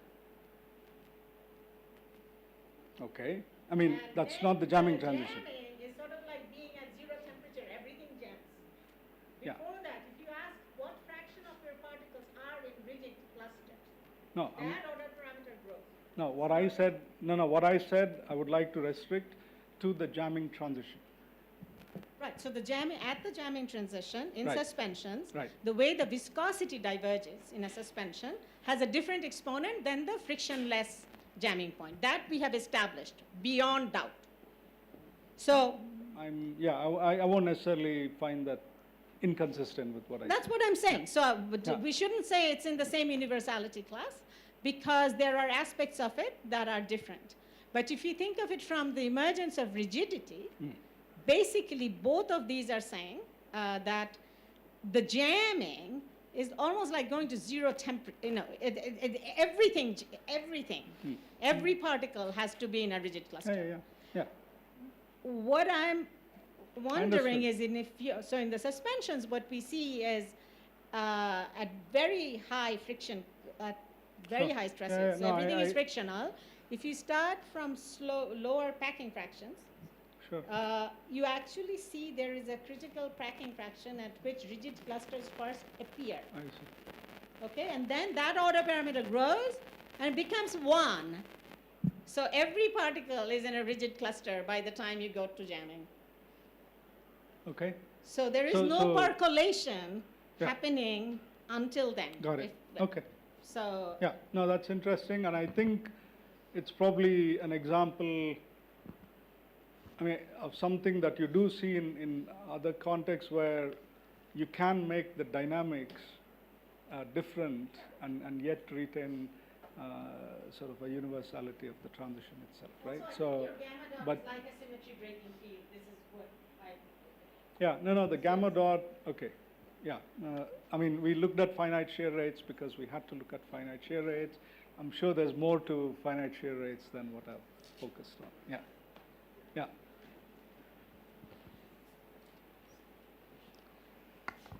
So maybe a continuation of the point that Bulbul raised. So I think one, that dense suspension picture, particularly the experimental aspect. So if I understood you correctly, that in frictionless case, the shear jamming is possible, like if you go beyond this phi of small j. Right. So, okay, so but experimentally we go from a low value, and typically we are limited by this random close packing. So optimizing further, because then you have to probably go to individual particle level to rearrange. Go beyond phi j is not very easy in my understanding in experiment. So I was thinking whether there can be some difference, because you can, in simulation, you can start from a minimum value that is much higher. I think experimentally there's no particular problem in my opinion, except finding the frictionless system that you want to work with, right? But yeah. So if you have, in that case, but the second thing is you do have to define, you do have to identify a preparation procedure that will permit you to jam at higher densities. So I think it's more a matter of people not having tried than it not being possible. Right, because this. But I mean, but on the other hand, you know, if you take sort of the conventional grains, which are hard particles with friction, then you wouldn't want to think about doing it because it's not going to happen, right? Yeah, because this lubricated context that Bulbul is talking about, that is like limited by this that diverge at 0.64 actually in 3D. Whereas we are always below that to have that condition. Yeah, but so in principle, I think you can probe this frictionless point. Yeah. But as if you believe what all of this scaling stuff is telling us, as soon as you add a little bit of stress in your suspension, Chayantan, you're flowing to the frictional fixed point. So you cannot make the system flow and be lubricated at zero stress. So basically in your systems, that frictionless limit is unachievable. Yeah. All right. Okay. Yeah. First question is like regarding the exponent, two exponent you were talking about regarding force and the distance between the, and you showed that both frictional and frictionless systems obey the same distribution, the same power law, same exponent also you are finding. Which one now? Both friction from the beginning when they use gamma and. That was frictionless. Shear jamming versus. Oh, sorry, shear jamming and the isotropic jamming both are same. Yeah. But the shear jamming and isotropic jamming, there is a directionality difference because mostly shear jamming is considered as if you opposite the shear direction, it is not isotropic. Isotropic jamming, every direction it is kind of jammed, but shear jamming is kind of fragile, we call it. No. This is not fragile jam states. These are strictly shear jam states. Yeah. So. These are not fragile shear jam states. No, so yeah, I mean. That's hard to get in a frictionless system. The fragile states that are Sure. No, so, no, but whether the, I will easily believe that, from what I understand now, that the fragile state, even in frictional cases, are long-lived rather than permanent. Yeah. So, yeah. So, but when shear jamming occurs, your system is becoming isotropic. That's something that's been In the frictionless case, at least. no. Even in the frictional case. So you do have to form lateral contacts that will support any buckling that may take place in order for shear jamming to occur. So, yeah. Another point, in frictionless and frictional case, can you make the difference in normal force? Because at the jam state, at the jamming transition, what about the normal stress? Is there any normal stress difference we can? I have no idea. Yeah, I don't know. Huh? What? You know, ask this only in suspensions, it's the sign of the normal force change the sign, etc. I don't think there's any concept like that in dry grains. Yeah, no, I'm not sure, but we can talk and I'll see if I can come up with an answer. Yeah. Thank you. Any more questions, students? No? Okay, then let's thank Srikanth once again. Next. Your talk is all set up? Tea or? Yeah, tea break. Oh, tea break. Great. So he can also check his, his computer.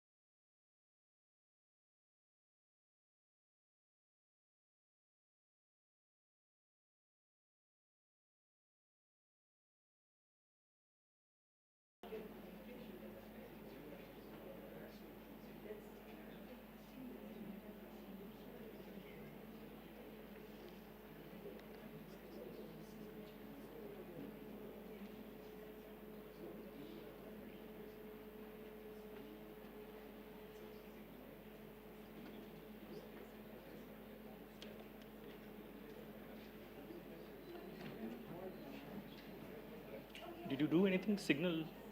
Did you do anything? Which? No, it was there just now, so it disappeared again.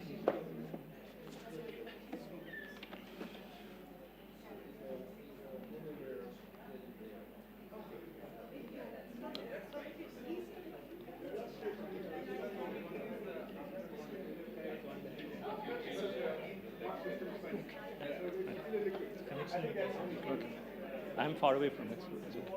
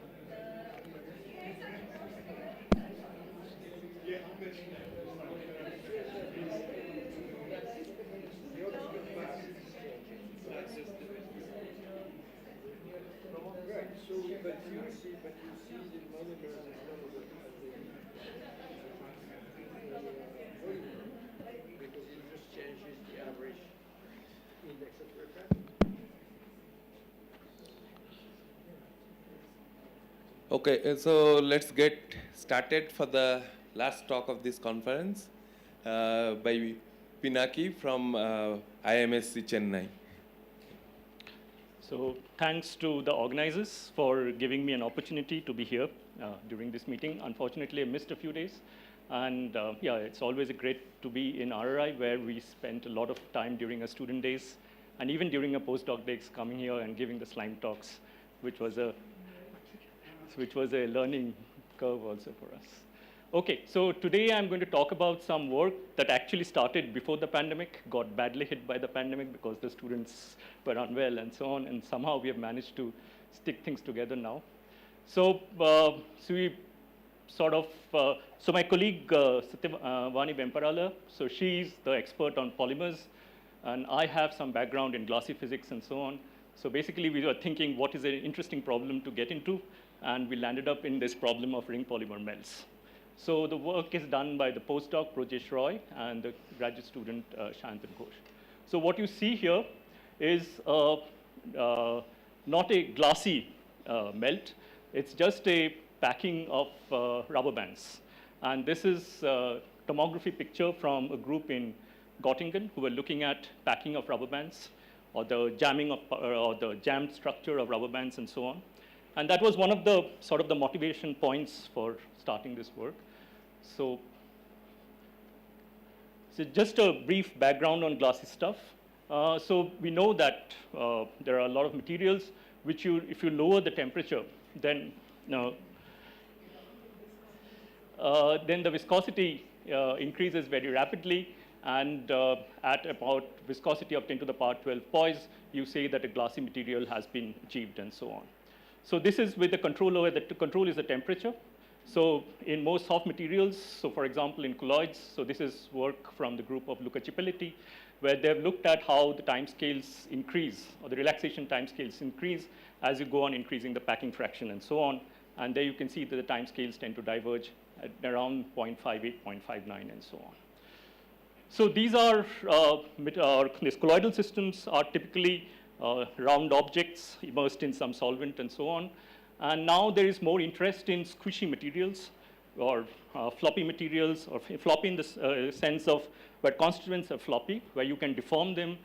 So there are groups which have been working on microgels, dendrimers, and star polymers and so on, but experimentally how to realize these systems and work in and so on.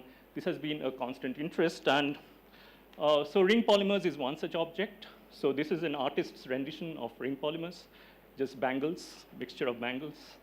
But this is a more simulation system where you see the thermal fluctuations result in crumpling and so on and so forth. And then we're asking that if you have dense packings of these ring polymers, what happens? Okay. Our interest into this problem came from reading these papers from some groups in Italy. So they were looking at this glassy dynamics of these ring polymers, basically increasing the density of these ring polymers and asking whether they undergoes a glass transition or not. And what they were saying is that they were not able to go to really glassy regime until and unless they put some what they call pin particles or pin ring polymers. And this physics we know from point particles, the systems that we have worked with, like pinned objects and so on, that you can introduce this sort of quench disorder and introduce the glassiness and so on. So then here is some phase diagram that they got. So here is the length or the perimeter of the ring polymer as a function of the concentration of the spinning objects. And they claim that you really need a long ring to enter the glassy regime and so on. This is all simulation data. And we thought that maybe there's another parameter to explore, which is the stiffness of the ring. So, and the reason that we wanted to go into the stiffness was also the reason that the mechanics of glassiness or glass formation in the system is something via what they call threading. So threading is a form of an entanglement. So where you have one ring going into another ring. So exactly the artist's depiction over here, where one ring is going into another ring, and that creates an entanglement. And this entangled structure is what is resulting in the glass formation and so on. So this is the cartoon that you have over here, and this is a snapshot from simulations and so on. So this is the elementary event threading that is happening, and a result of many such threadings would lead to a glass formation. Okay. So now we wanted to see that if you now tune the stiffness of the ring, what happens to threading and what happens to the glass formation and so on.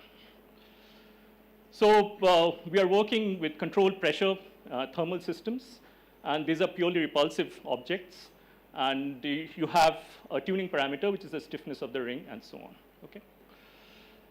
So what we see is that, so this is the main result from this work. So basically, if you tune the stiffness of the ring, the density at which, or the pressure at which the onset of glassiness will happen will change. So basically, if you have a stiffer ring, it will become more glassy as at much lower densities compared to a more flexible ring. Okay? Yes? Sorry, so the size of the rings that we took are 100 monomers. Okay? And we keep the size fixed for whatever.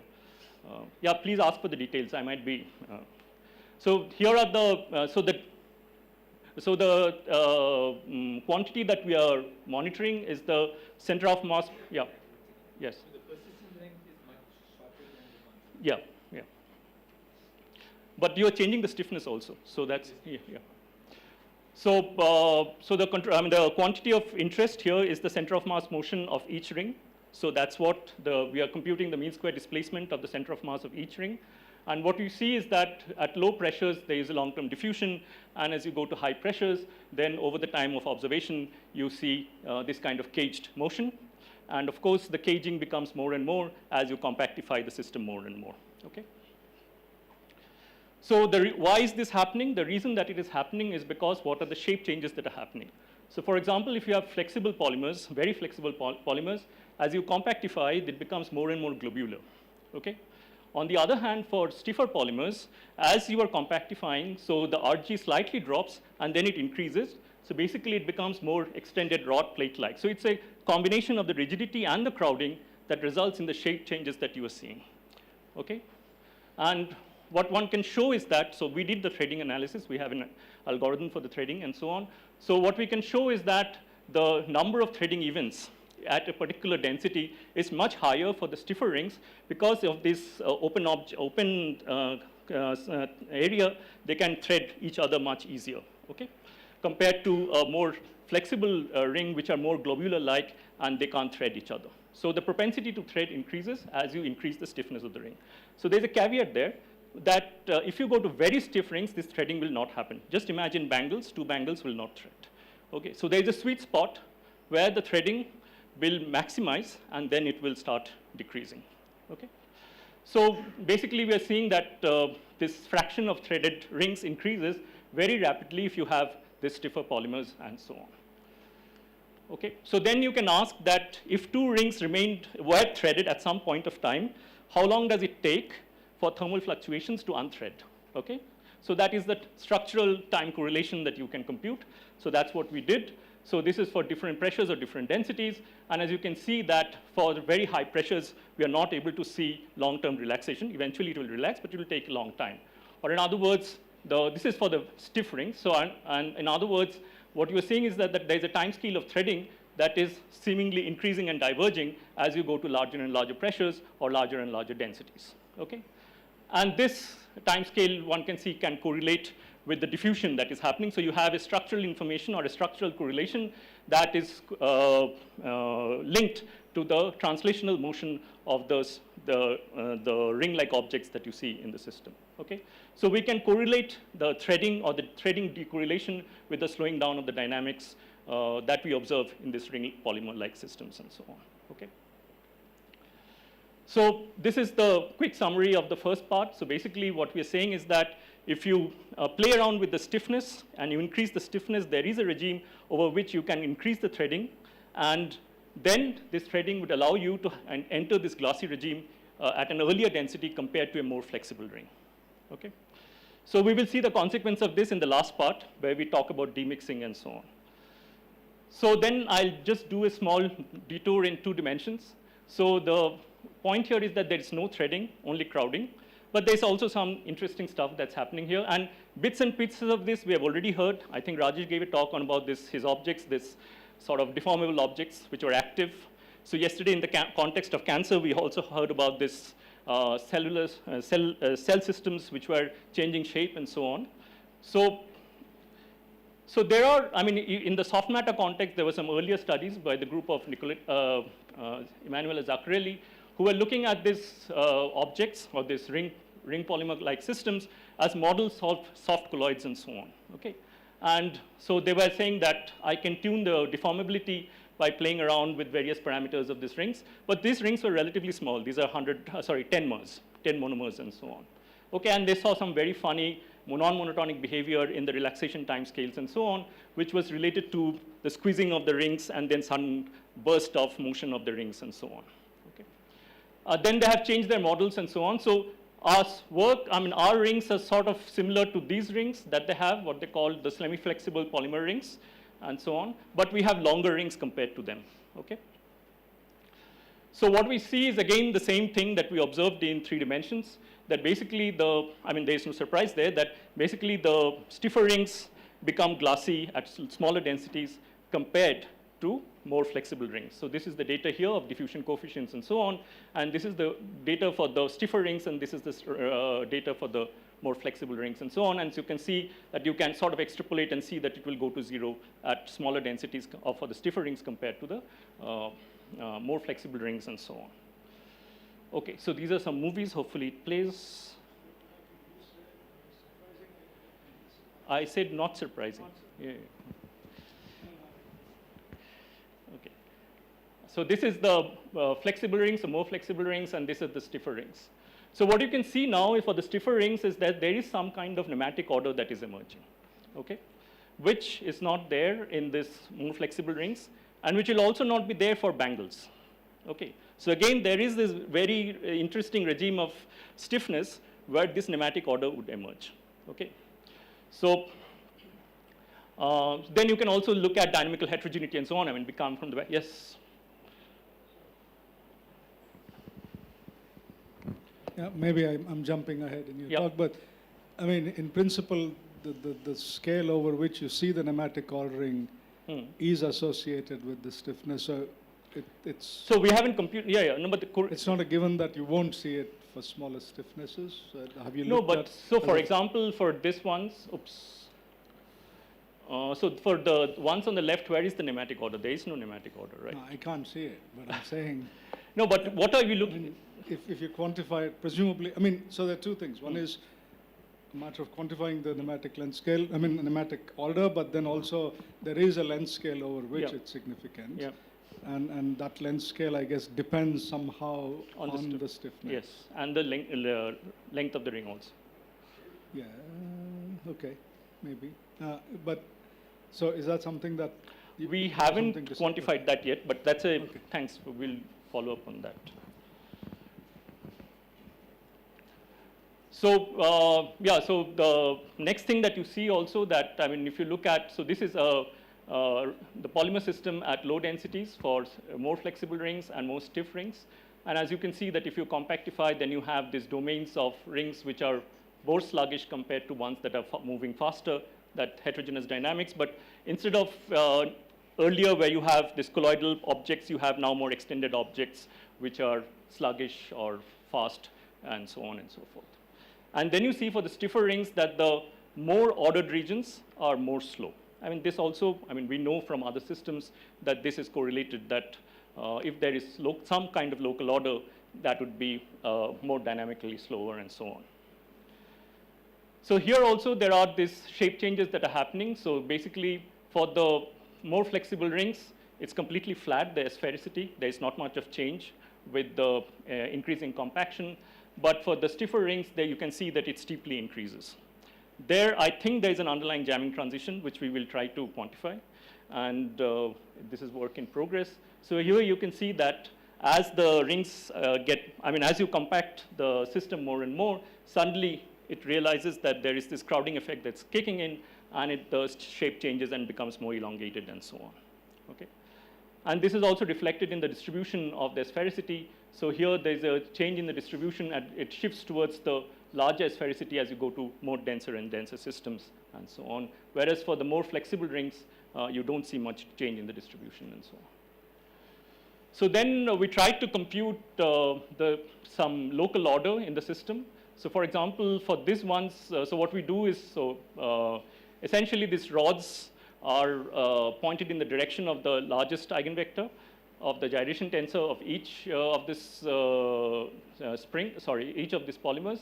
And the color depends upon the sphericity and so on. So here you can see that you see more such organization, the spatial organization of the rods that is emerging at high densities and so on. And this you can quantify via some short range orientational order and so on. And this you can see that the short range order as you, this orientational order increases as you go to higher and higher densities. And this also correlates with the increasing, the change in diffusion coefficients that you would expect. So basically, the slower the system, the more ordered it gets. So there is a correlation between the spatial order that is emerging and the dynamical behavior that you're observing and so on. Okay. So this is sort of so basically what we are saying is there is some order that is emerging in these two-dimensional systems for stiffer rings, which also leads to this glassy slowing down and so on. So this sense of order will again now try to explore when we mix rings of different stiffness. Okay, so we're back to d equal to 3, but now we are mixing rings of different stiffness, and then we'd like to see what happens and so on. So this work is sort of motivated by some work that was being done in the group of Gudbinder before he passed away. And they were looking at linear polymers and mixtures of different stiffness. And this is some theoretical phase diagram that they came up with. So the phase behavior is spanned by the density of the A species and B species. And you have a regime where everything is isotropic. And then you can have a B-rich nematic and A-rich nematic depending upon the relative concentration of the two species and so on. And then you can have a coexistence of this N1 and N2 and so on. Okay. So now the question is, if you now do the same game with the ring polymers, what happens? Okay. So we are working with the same system. So now we fix the stiffness of the B species to 20, which is large. And then we play around the stiffness of the other ring, which is we go from 1 to 5 to 10. So most of the results will be for 1 and 20, so which means there is a stiffness ratio of about 20 and so on. So what do we expect? So basically, so this is some schematic diagram that I came up with. So basically, if you are on the row A, so which is the more flexible polymers, so there is a glass transition which is sitting over here, which is coming out because of the crowding and so on. And then there is another glass transition for the B species, which is sitting over here. But the densities at which these occur are very different. Okay? So this happens at a higher density compared to here. Now, if I walk along an isobaric path, I can start from here and then end up somewhere around here. And we will check what happens to the behavior of these two species as we are walking along this thing. So basically, we start off with a glass and of B species, which is the stiffer rings, and then we insert the smaller or the more flexible rings into this and see how the mixture behaves and so on. So just as a, so what we know from literature, for example, that if you have large particles and small particles, so what tend to happen is that if you introduce few small particles, the large particles would, the suspension of the large particles would become less viscous. Okay, this is known in literature, for example. On the other hand, in this axis, what you know is that if you have small particles and you introduce large particles, then the viscosity would increase. Okay, so yes.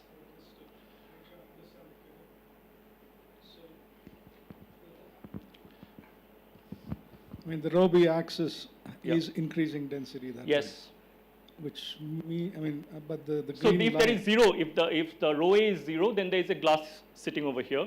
If rho B is 0, there is a glass sitting over here. Correct. I've just drawn some lines just to say that if anything beyond here is glassy. So. Okay. Yeah. I mean, that's not.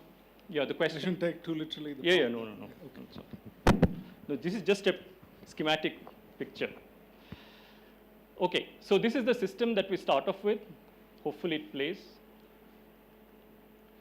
So this is the only A-rings, only B-ring system. So basically it's this quote unquote what they call the topological glass, where you have this entangled mess of this ring polymers and so on. And then we'll introduce this more flexible polymers and see what happens. So this is the zoo of pictures that one gets as you change the relative fraction of the A-rings and the B-rings and so on. So you started off from here. Then you introduce these blue rings, and then you see some stacking. The columnar kind of structure is emerging. And then at the end, you have this kind of two stacks that are there. Okay? And so essentially, you are generating some kind of an ordered stack by introducing these more flexible rings into the mixture. Okay? So you started off from here, and then you introduced these more flexible rings, and this came, and as a result of this, you ended up in this system, which is just a stack of these stiff rings and so on. Okay. So, yeah. So what you can then do is then you can compute or measure how many rings are unstacked. Or so stacking, by stacking we mean that one ring is sitting on top of another rings and so on. And you can define clusters of 2 rings, 3 rings, 5 rings, 10 rings, and so on and so forth. Okay. So then, so what you can see is that number of unstacked rings is very large or relatively large at small percentage of these blue rings, and then it drastically falls, and all the rings become stacked in a single stack as you go to more of these blue rings and less of the A rings and so on. Okay? So there is some quote unquote transition happening as you cross a certain mixture composition and so on. Okay? And the other thing that you can also compute is the amount of threading. Now here there is a caveat. By threading, we are only quantifying orthogonal threading. So when one ring is going into another ring, okay? Because I'll show you that there is a lot of peripheral threading that is happening, okay? So the orthogonal threading also decreases, as you can see visibly, because one ring is sitting on top of another ring. So this orthogonal threading is also decreasing as you go to larger fraction of the blue rings compared to the red rings and so on. Okay. So then you can ask what happens to the dynamics. So if you look at the blue rings or the more flexible rings, everything is diffusive at the end. That it is always you have a liquid of these blue rings that is existing. On the other hand, for the red rings, it was glassy. It seems to be glassy. Okay. And even when you have a single, although for the single stack you see a diffusive dynamics of the center of mass, actually if you go into the stack and look at the motion of each ring, okay, so everything is stuck, okay. So there is a single entity stack which is diffusing around, but within the ring, it's completely jammed, and it's a stacked jammed object or stable object, stable condensate if you wish, that is moving around in space and so on. So you have a coexistence of a fluid with different structures of these red rings and so on. Okay? So you started off with the glass, you have some intermediate structure, okay? And then eventually you land up in this sort of stacked structure finally. Okay? Yeah, I'll come to that. Okay. Yes. Yes. Yeah. And then when you show these two rings, it's like large number of times you get two rings, or No. So this is a kinetic trapped state. So what we then did was basically, I mean, let me just, okay, so I'll come to that. So basically we wanted to see that there is, the thermodynamically stable state should be a single stack, and this is what you see. I'll come to that. Okay, fine. Okay, so then there was also some interesting behavior over here, that if you look at the motion of this flexible rings, then there is some transient subdiffusive dynamics before the long-term diffusion emerges and so on. So where is this subdiffusion comes from? So we know from, again, going back to this picture of small particles in large particle matrix, we know that if you have very few of these tracer particles, then you will have these tracer particles are going through some porous matrix, and then you will see some transient subdiffusion that is happening as it goes through this labyrinth and then eventually diffuses and so on. Okay? And what I'll try to convince you from this movie is that indeed that is what is happening. So there is a porous structure that is emerging, and these blue rings are sort of going through this labyrinth that is formed by these red rings and so on. Okay? So this is leading to this transient subdiffusion and eventual long-term diffusion and so on. Okay. And then, I mean, this manuscript is under review, and as the referee correctly asked that, is there a gel that is forming of this before we go from the topological glass or this dense glass to this ordered stack at the end, is there an intermediate gel-like structure? And I think this is what we are getting. So you have this sort of like a convoluted structure that has formed, okay? But the interesting thing is that the rings are now both outside and inside, the blue rings, which in an otherwise demixed situation would not be the case, okay? So this is a very peculiar kind of morphology that one gets because of this ring polymer-like structures and so on. So indeed, you have this kind of a sort of gel-like structure that is emerging and so on. Okay, so then, so basically what we are having is some kind of a, so if you look at, if I'm going along this isobaric path, now I have put the data points for the densities that we are actually exploring. So, and we see that we start from this very dense glassy state, disordered state. Then we have these blue rings which are moving in through some labyrinth and so on. And then you have this gel-like state that is emerging, and eventually this stacked structure that is eventually coming at very low densities of this. And indeed, this is depletion mediated. So after we submitted our work, there was another manuscript that came up. And there is a group, so again, in this context of very deformable objects, what people are trying to do is trying to find out what are the effective interactions. Because then I can simplify the problem and then play with this point objects having the effective interactions and so on. For microgels, Emmanuel is doing a lot of work. There's Christos Likos and his group which are doing a lot of work in this context and so on. In fact, Likos and group are working on ring polymers and so on. So they have shown that there is a depletion interaction that is emerging between these stiffer rings in the sea of more flexible rings and so on and so forth. And this depletion is what is resulting in the structures that we're observing and so on. Okay, so then we asked whether this, so indeed, so we artificially created this single stack, and this is very stable. And you can see that everything is, there is a lot of peripheral threading that is happening, and there's not much of dynamics. That's why we're saying that it's a sort of, it's glossy within the cluster, but otherwise the cluster is sort of diffusing in space and so on.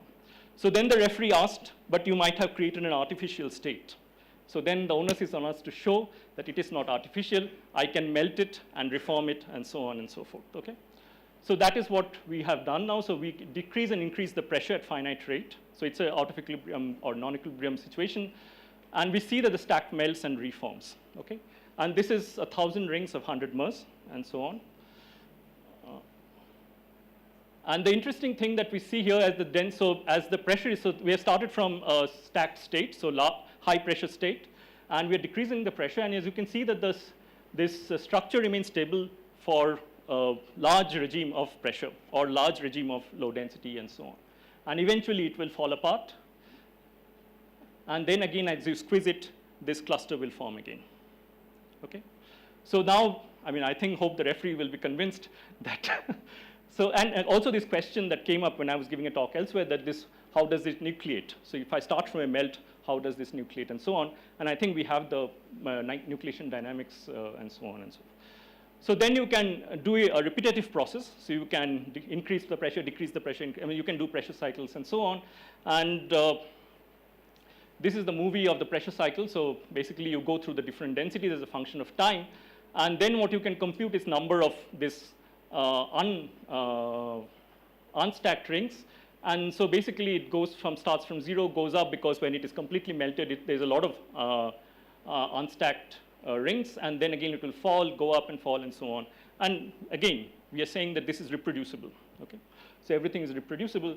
And what the other interesting thing, that now you can extract these numbers and plot the number of unstacked rings as a function of density.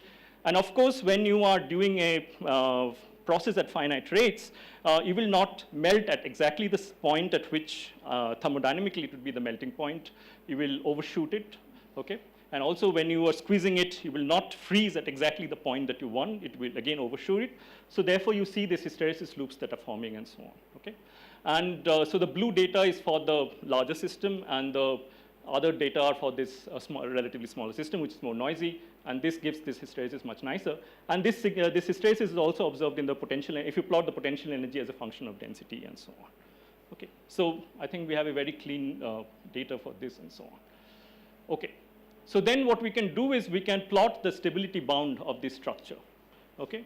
So basically, then you can say that these structures are stable up to this point.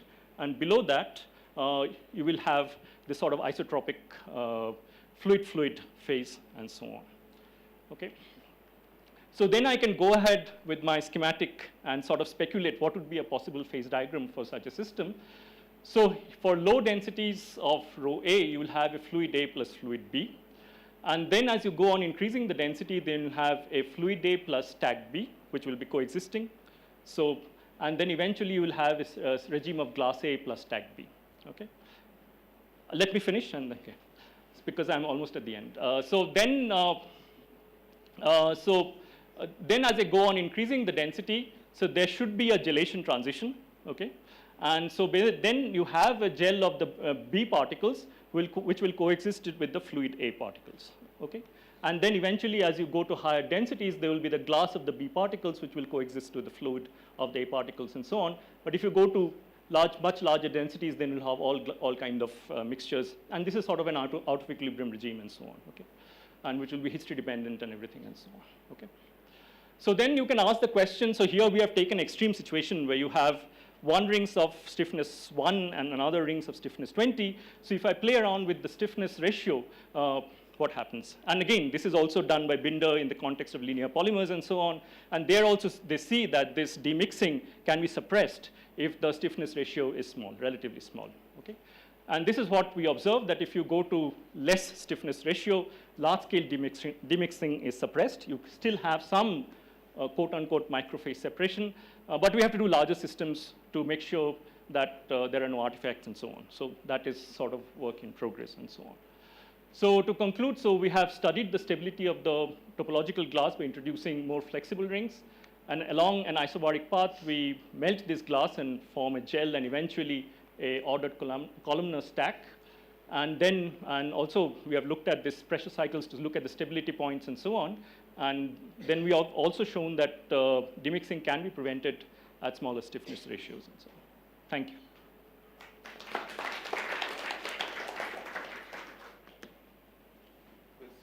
Yeah.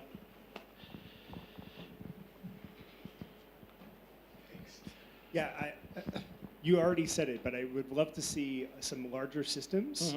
And maybe you could give us a preview if you've already done some, because the thing I'm really particularly interested in is because the fact that the stiff ring has a diameter that's similar to the box.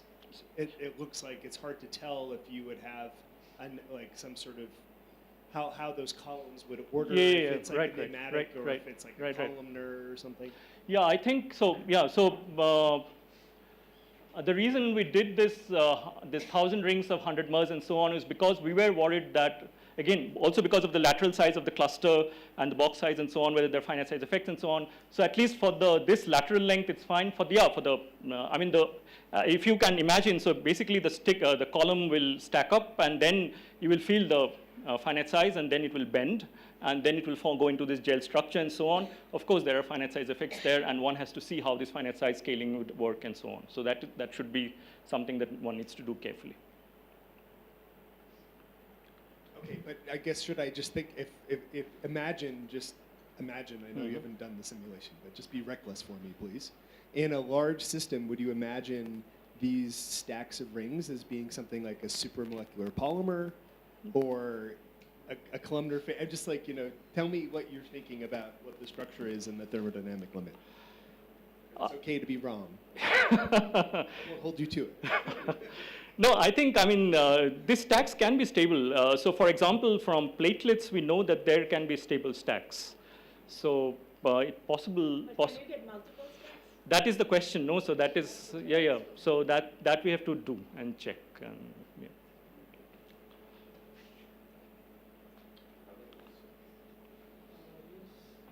You said there was some stiffness range in which the rings form pneumatic. No, you just please repeat. You said there is a stiffness range in which the rings form a pneumatic type order. 2D pneumatic. Ah, okay, 2D. right. Sorry. Yeah, sorry. Yeah. So, can you see what's the physical reason for just that small range? Well, I can understand why it doesn't form at very stiff rings. I mean, you can. Yeah, that is fine. But, whether I can argue for which regime, I don't have an If it is very floppy also, perhaps I It do will not form, yeah. But Maybe Shrikant was get the arguing. isotropic. Yeah. So maybe, but is there any other simple physical way of, the two ends we have followed. Yeah. But you have a finite range, so that's what surprised me. No, I don't have an argument at the moment. But I would say that crowding is important. I mean, if you don't compactify, if you are at low densities, then this pneumatic order would not be there. So it is the fact that you are pushing the things together that generate this kind of packing, I would say. You might be able to cook some kind of Ensagor argument. Possible. No, just a Yeah, suggestion, possibly. but Yeah, possible, I'm yes. pretty sure you can do that. Yeah, possible.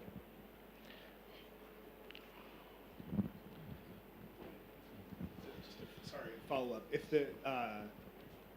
did you look at the case where the depletant, the floppy one, was not a ring but just a linear polymer, and does it show dramatically different behavior? Which one? Sorry, I didn't follow. If you had a mixture of a ring polymer and a linear polymer, would you see something similar but maybe just at a different concentration, or do you think it's really important? We that haven't they're done it. Other groups have done it, and I haven't seen them reporting this. Okay, so you think this type of stacking is a special of this type demixing of process. thing? Okay, cool. Thank you.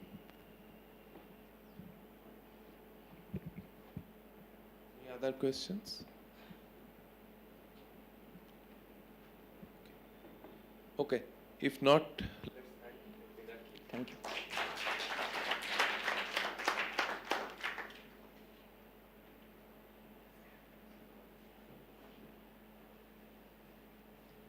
Yeah, so just wait for a few moments. We have people to thank. Yes.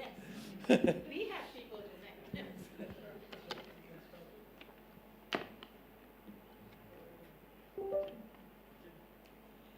It's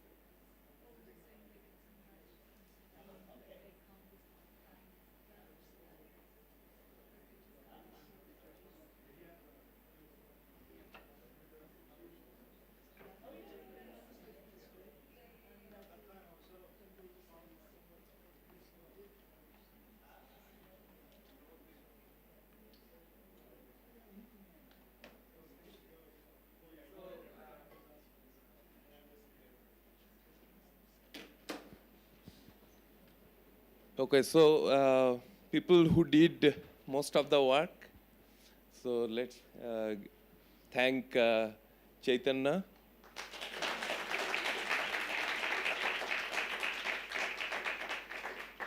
Mahadeva, Murali, Raja. And also I'd like to call the student volunteers, Vaibhav, Jasim, Shayantan. Please come over here. Abhishek,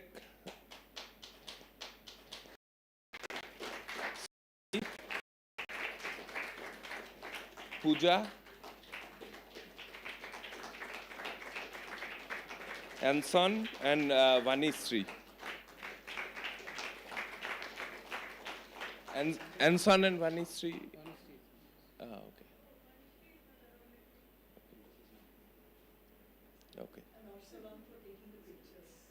Yes. Arsalan, you can come over.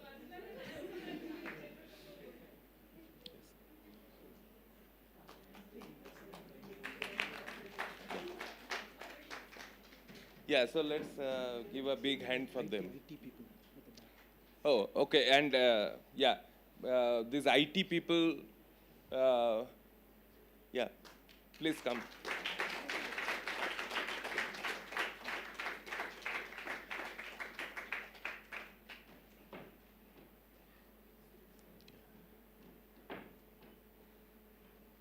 So, Phanindra, Ranjit, and Arun. Yes. And some more people who are not here, like Sachin, Subbu, Vani, and so let's also give a big hand for them.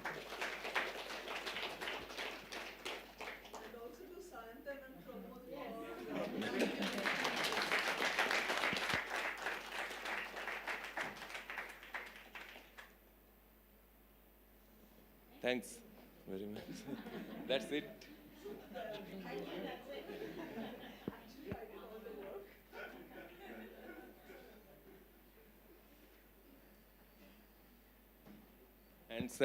And I would like to thank all the speakers for great talks, and in some sense it exceeded our expectation. It was so interesting. So thanks a lot.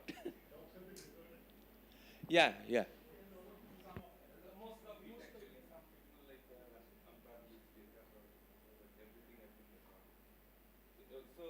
They are live streamed, but that recording, it will take a while to be put on the RRI YouTube channel, but it will be available.